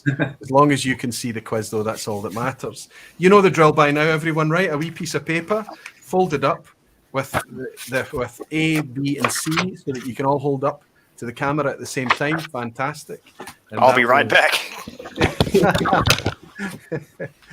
Rob has been caught short, and Tim down in New Zealand has been caught as well. Jimmy Legg is announcing the quiz. Fantastic. I'm still here and ready for the quiz. Jason, Whiskey Wise, you star, Jason. So good to see you in, buddy. Jason, remember, before he got involved in working, doing a very, very important role down at the Whiskey Exchange. Jason was a creator. He's still one of our friends, and it's nice to see him. And Jeff Whiskey is a creator as well. Such a wonderful selection of whiskey heroes. Cheers, always, of which you are one of them, Jeff. Believe me, my friend. Jeff Whiskey, click on the channel and go and have a wee look at what Jeff is doing as well. You missed a super chat from Eric. Eric, wait, did I? I did. Eric, wait is saying another thing. Still another thing. It's a story of whiskey, not the review of it. Absolutely, Eric. Fantastic stuff. Quality content. Thank you very much for your generosity. Sorry, I missed that. Thank you for pointing that out to me, JG. And Alan Gray as well, Roy. I can't imagine anyone better to bring the online whiskey community together better. You present wonderfully, Slancher from the board. Praise the borders. Thank you for the kind words and the compliments, Alan. and have a Merry Christmas, everyone. Cheers. Thank you, Alan. I've actually got a wee chip out of this glass. So I'm going to transfer it into another, just in case, and that's for the recycling, just in case I give myself a cutlet for Christmas Day. Listen, everybody, good luck. You know the drill by now. Hold up an A, a B, or a C after I give you the countdown on each of the questions. It is tricky tonight, but try and navigate your way through by reading between the lines in some of the questions. Question 1. What is the oldest age statement a Glenfarclas 105 has been released as? Glenfarclas 105 obviously was relating to Imperial Proof, which related to 60% ABV in modern money. Was it A, 10-year-old, B, 25 years old, or C, 40 years old? What is the oldest age statement that Glenfarclas 105 has been released as? Oh, I see Deepa shaking her head. Phil and Deepa, are you playing as a team or individually? Individually, fantastic, fantastic. I'll ask you all to hold up your wee letter after 3, 2, 1, go. Rob says B, C for Ben, A for Tim at the top, B and B. Everybody thinks 25 years old. And what do we have on the phone down there? I don't see it, Mac. That's an A. It's an A. Wow. I think only one of you then answered the right question. 40 years old.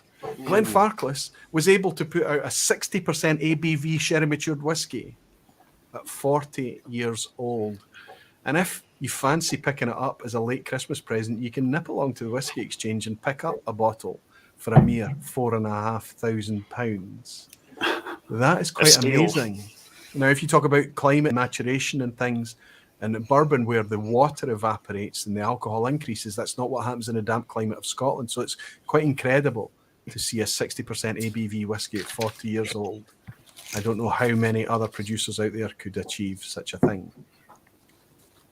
Question 2. Diageo's The Singleton has 3 malt distilleries under that brand: Duffton, Glendullan, and A, another Speyside, B, a Highlander, or C, a Lowlander. So not only do you need to know what the other third whiskey under the brand is, it's a bit of a banana skin here, you have to know what region it's located in as well. Macallan Fine and Rare is suggesting €2,500. So Macallan Fine and Rare, the doc, can pick you up, the enabler that he is. He can pick you up a bargain. Glenfarclas 105 40-year-old for a mere €2,500. Fantastic. Fantastic.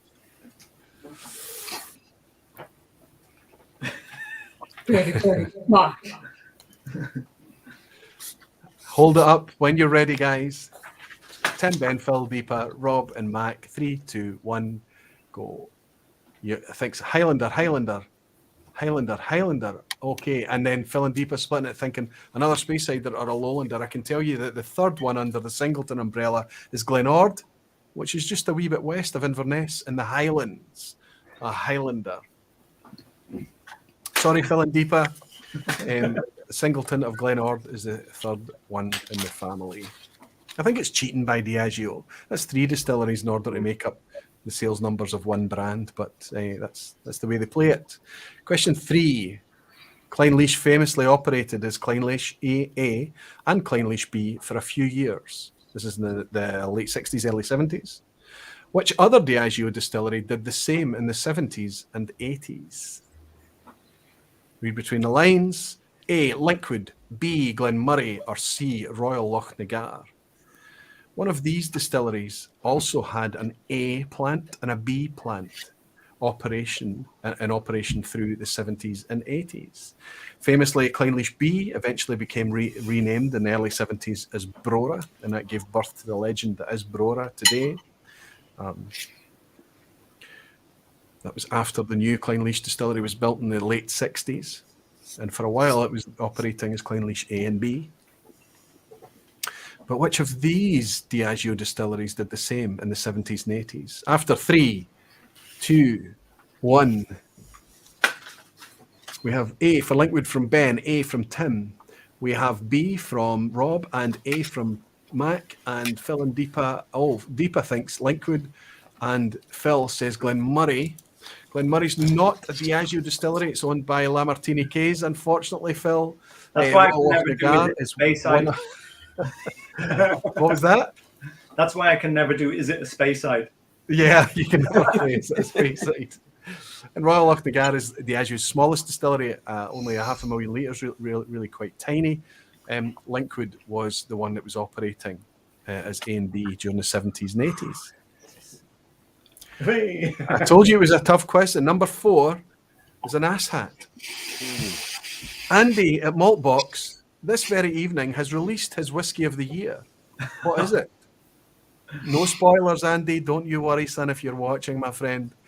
A, is it a blended malt? B, is it an English single malt? Or C, is it a Scotch single malt? Andy, this evening, has released what? Please, no spoilers in the chat. Everybody go and watch Andy's video to work out what, because he talks at length about his run-up and what he had to eliminate in order to get to his Whiskey of the Year. Please don't share what Andy's Whiskey of the Year is. I've been careful not to. But is it A, a blended malt? B, an English single malt? Or C, a Scotch single malt? Andy at Maltbox. This is an asshat question, and I don't mind it. Rob is confident on A. A 3, 2, 1, hold it up, please. Ben thinks A. Phil and Deepa think B. So they're split. A, it says there's something under. I am, what is that? I am guessing, says Tim. Fantastic, Tim. And Mac thinks it's a Scotch single malt, and he's guessing C. And I can tell you that, in fact, you'll have to go over to Andy's channel to figure out what it was. A very worthy blended malt.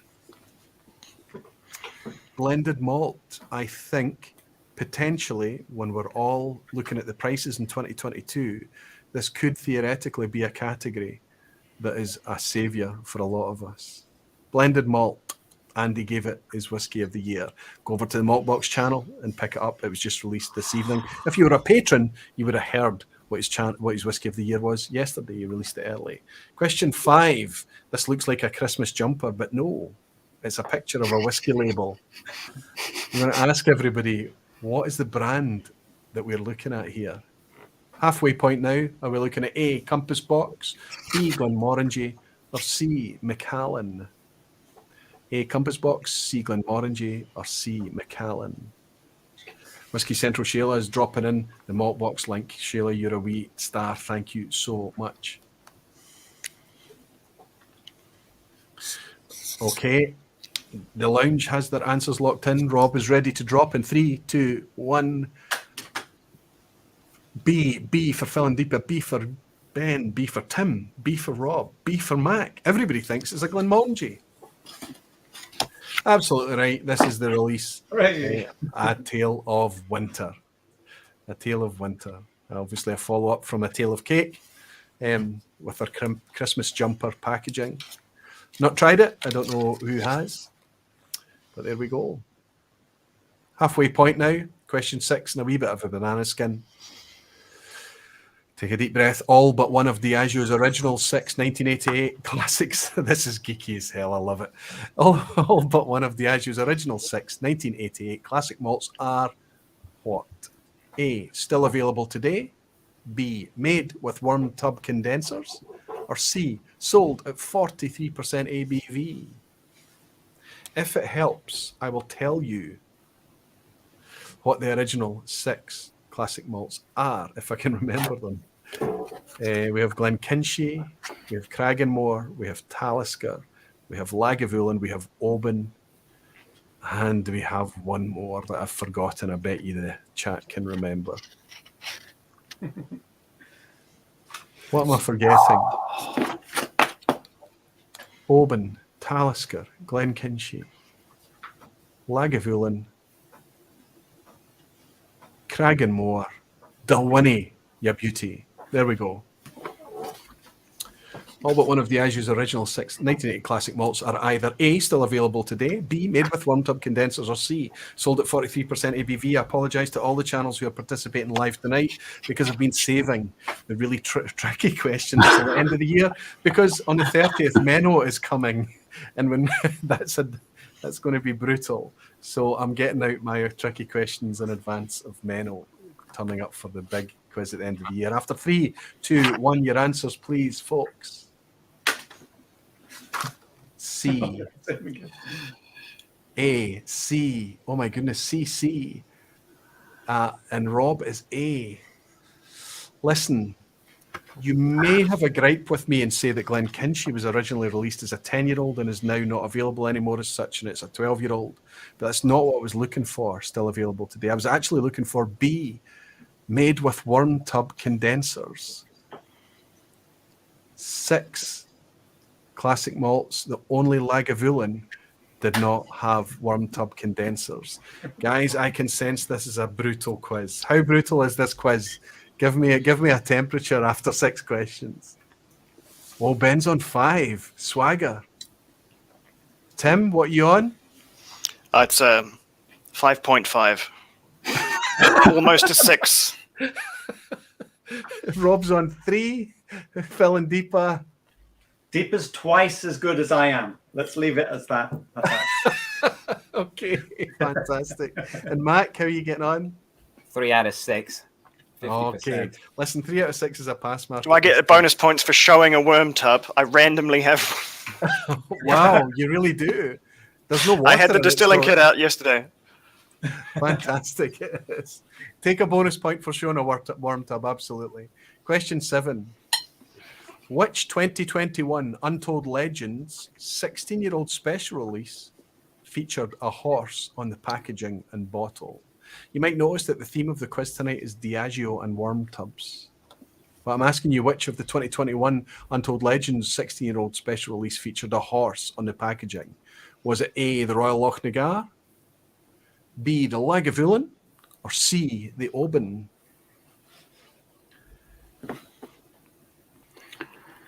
Which had a horse on the packaging?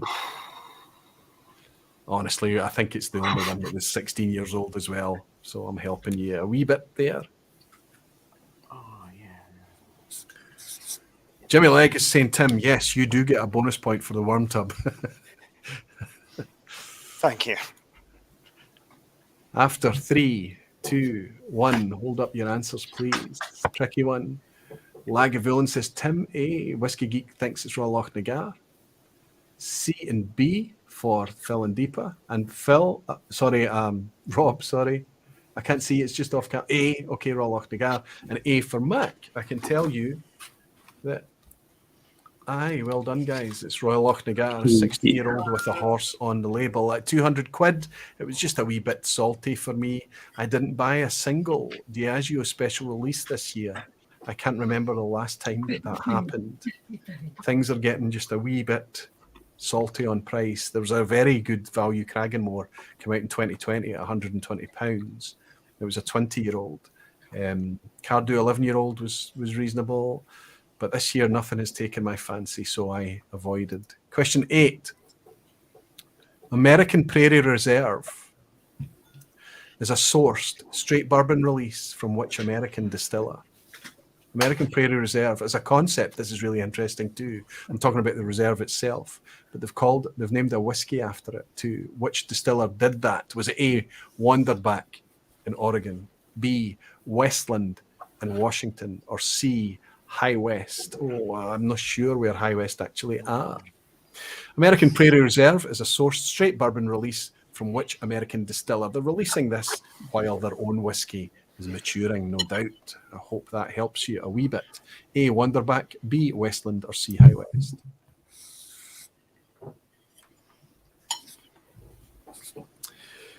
I have to say that our lounge this evening is kicking it out the park, apart from we've got some XS2 Scotch is complaining that it's the worst score ever. And Rob, you're recommending the new Lag 12. Rob? Oh yeah, he's got his little one in the scene. And Andrew Butler is saying that High West is in Utah. Fantastic, Andrew. Thank you. Okay, 3, 2, 1.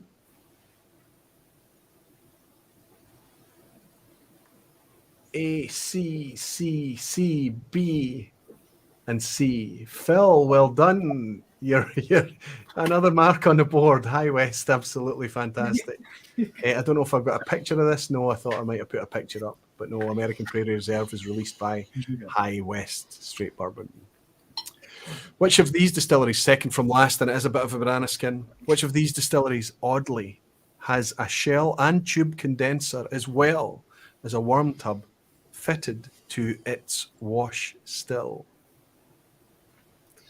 A, Dalmunnock, B, Knockdhu, or C, Daftmill?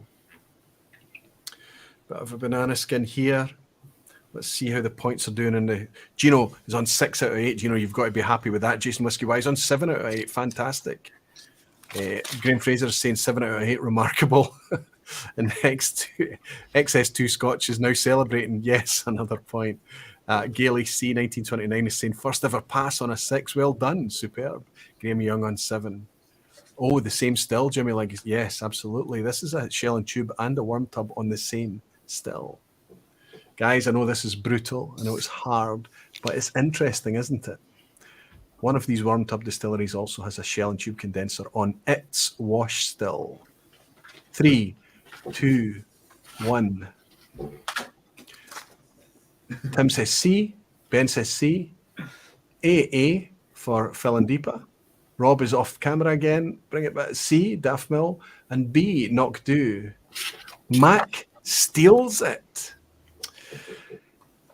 Dalmunnock has a big output. It's about 6 still. So when I said it's wash still in singular, I hoped that people would realize it was going to be small. But Daftmill, no, it is small. It made it a 50-50 between Knockdhu, who make Annock, and Daftmill, and it is actually Knockdhu is one of the worm tub distilleries. Daftmill does not have a worm tub. Only Knockdhu does. You were happy with me before this quiz started, and now I'm hated, right? I'm absolutely hated. Why did I get up for this? You did get out of bed for it, Mac. Superb. I'm looking at 7 out of 9, 8 out of 9, 6 out of 9. Greg's Whiskey Guide on 7, Peter Box 6, Jerry Miller 8, 7 for Montmillion Chuck, Whiskey with Molly Ben 7, 2 Slow 7. These guys are doing well. Greg's Whiskey Guide is saying well done, Mac. Sugar Kitty on 7, Andrew Butler on 9 out of 9, killing it again, Andrew, superb.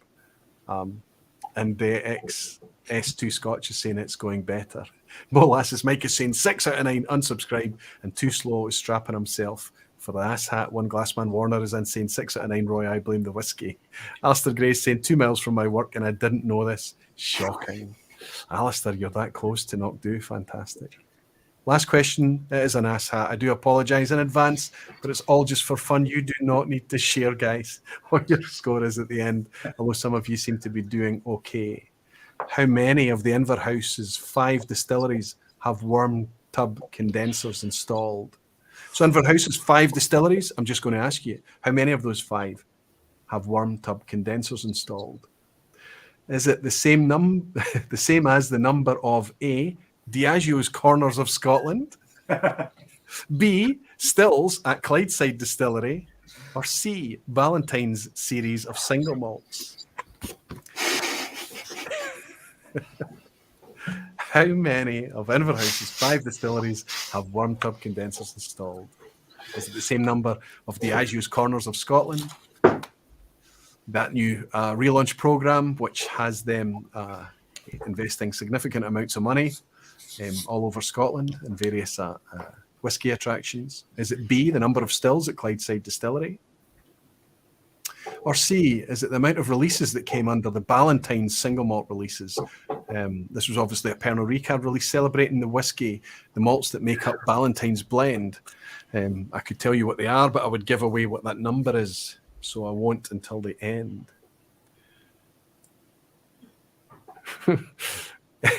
XS2 Scotch is saying, come on. Graham Fraser is saying, A, I know this. Okay. Graham's confident. After 3, 2, 1. B for Stills at Clydeside, B for Stills at Clydeside, C for Ballantine's Single Malts. B, Rob is saying B for Stills at Clydeside, and B, Mac. I can tell you that out of Inverhouse's 5 distilleries, we have Balmainach, Speyburn, Knockdhu, Old Pulteney, and Balblair. Only Balblair does not have worm tubs. All the rest do. They have 4, and that is 4 corners of Diageo's corners of Scotland. Clynelish, Cardew, Glenkinchie, and Colilla. Stills at Clydeside, 2 Stills at Clydeside Distillery, and Ballantine series of single malts was 3 15-year-olds. I think they've expanded it now, but it's the same distilleries: Glenburgie, Glentochers, and Milton Duff. So there you go. I think that was a brutally difficult quiz, if I am absolutely honest. I will be shocked. Maybe Andrew Butler has a chance. Tim is admitting a 6 out of 10. That's a pass mark, Tim. You can take that to the bank. Oh, it's my first one. Superb. Well done. Well done. Very difficult one. Ben is celebrating a 7. Is that a 7, Ben, or an 8? Yeah, 7. 7. If the rest of you want to stay quiet, that's fine. 6. Mac is celebrating a pass mark. 4 out of 10. It is on video, right? So people can't just lie about what we got. So you might not want to talk about it. It's fine. Leg is saying 6 out of 10. Wow, I was 5 out of 5. We call that choking here in Canada. Christina Van Ness. Christina, well done. 7 out of 10. That's a pass, and having been out of the whiskey world for the better part of a year and a half, I'll take it. Maybe it is. All it is, Christina, is all I've been doing is churning out the same old stuff. So you've been able to pick up when you left off a year and a half ago. It's really, really nice to see you in again, and it's nice to have seen a few comments in the Barflies page from Lance as well. Wonderful. I hope you're both doing very well. Listen, guys, I know that was brutal. It was a wee bit hard, but I'm getting in the low blows early before Menno comes and takes us all to the cleaners at the end of the year. I hope that wasn't too bad. I hope you had some fun hanging out tonight and celebrating this thing that we have come to hold dear, right? You're not feeling that way right now, Phil? I poured myself a wee dram to make up for myself and Deepa actually, we drew, but we thought we would combine our scores to make it look better. We got 3. Fantastic. Absolutely fantastic. Listen, even if I always say this about the quiz, and I genuinely mean it, is that even the ones that are crunchy and difficult and awkward and just plain ass-hatty, they're intended to make you think about something, about condensation or about capacity or about, I don't know, just whatever it is. And that American Prairie Reserve thing is a cool thing to read up about how that whiskey got its name. It's quite interesting in itself. Superb. Thank you all so much for indulging me for the ridiculous times. I mean, Mac is there in Japan at stupid o'clock in the morning. Rob and Phil and Deepa all hours and hours and hours. You've still got half a day to go. Ben, you're on the same time frame as me, and of course Tim down in New Zealand. Actually, Tim, you're almost. It's fine now. It's the afternoon. This is all. Good afternoon on Christmas Eve. I really do genuinely mean everything I've said tonight. I feel enriched and healthier and sane when I could have been insane over especially the last couple of years because of all the folk that have been in the lounge hanging out with us tonight, all that community that we take so much inspiration from, but all of you as well. And Tim, I know I've only met you tonight for the first time, but I know it won't be the last time if I'm fortunate, my friend. But all of you I've come to know, and I appreciate you very much. I appreciate what you do and what you bring to WhiskyTube as well. I think it's a wonderful place to be. I hope you feel the same. Shall we raise a glass? Absolutely. Oh, certainly. To everybody, all the barflies, all the beautiful whiskey folk and dedicated barflies that are in tonight, let's raise a wee glass to say Merry Christmas to you all. Slanchiva. Merry Christmas. Merry Christmas. Cheers. Merry Christmas. Slanjamore. Kanpai. By all means, please hang back a wee bit after, and I'll raise a glass with you after the credits roll. But thank you, guys. Thank you, Rob, you star. Thank you so much. Thank you, Phil and Deepa. Thank you, Ben. Thank you, Mac, and thank you so much, Tim. Oops, there's Mac now. Bye, Mac. Thank you. Absolutely terrific stuff. I very much enjoyed tonight. It ran on much longer than I expected. It's just the way it does. There's so much to talk about. There's just so much to talk about. There's so much to share. It's such a good time to be involved in whiskey, and I feel like I haven't hung out with you nearly as much as I should have, but I'll get a chance hopefully next week to make up for that. I'll share my producer of the year, my whiskey of the year, and I'll share it with my friends Scott, Sevi, and Gregor. Hopefully they're all going to be able to tune in remotely. We were supposed to be getting together in the same space. Honestly, that was what we'd built up and planned. Gregor's is here in Scotland. It's a very rare opportunity for that to happen. But apparently there's a pandemic out there that's kind of scuppered those plans for us. But we'll make do. We'll make it work. It's all going to be fun. Andrew Butler is saying, I have 4 Ballantyne's iconic malts on the shelf here. Oh, wow, they've brought out a 4th. Wow. In that case, if anybody answered the number of Ballantyne malts, and there's a 4th distillery that isn't Milton, Duff Glen, Burgie, or Glentalkers, take the point. Maybe tonight you need it. Take yourself an extra point if you answered C in the asshat at the end. Scotch Down Under is saying, Roy and all the barflies, happy holidays, slant you. Another creator channel down there in Australia. Ken, thank you so much, my friend. Merry Christmas to you too. Graham Fraser is saying, very best festive wishes to you and yours, Roy. Thank you for another year of vPubs. Thank you to you for all your support and contributions, Graham Fraser. Eric Evanson, my friend in the States. Oh, wow, buddy, I finally get to see you live. I missed you. Much love sent to you and your family on this holiday. Picked up a Lefroy Cartius for the celebration. Eric, thank you very much for being able to drop in live, my friend. Slancheva, I hope you're keeping well. I've enjoyed your Kirkland samples very recently. Thanks, everybody, says Rob. Too slow. Thank you so much, Rob. Everwind, fair winds, and have a safe and happy holiday, barflies. And Greg's is saying, crazy to have all these guys together. Well done, Roy. And we never even scratched the surface, did we, Greg? Greg is putting out content even on YouTube too. Christina Van Ness, it's been a hard few months. It's nice to hear your voice for a bit of missed normalcy. Thank you, Christina.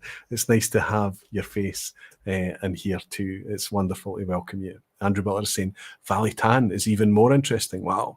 Jason Whiskey Wise is saying, thank you, Aquaviti, and all the WhiskyTube folks on tonight. Wish everyone a very Merry Christmas and Happy Holidays. What a wonderful way to close out. Behead is saying, what an excellent vPub with all the new faces from the community. And Jerry Miller is saying, Merry Christmas, Roy. Thank you. Nigel Beale, Ben Whiskey with Molly, Chris Pollack, thanks so much for all your comments. Thank you for everything. I'm going to raise the very last of my whiskey tonight. This really, really quite tasty Laudale. It was the 12-year-old Linkwood from Adelphi. And I'm going to say thank you for helping to keep everything sane and in check over these regular Thursday nights. I hope that the days ahead are very relaxed and full of tranquil, peaceful, wonderful moments. And I hope you get to enjoy a wee dram in between times. Thank you. I look forward to welcoming you at the end of the year for the 2021 celebration. In the meantime, I hope you all have a very, very Merry Christmas. You're all very dearly loved. Slancheva.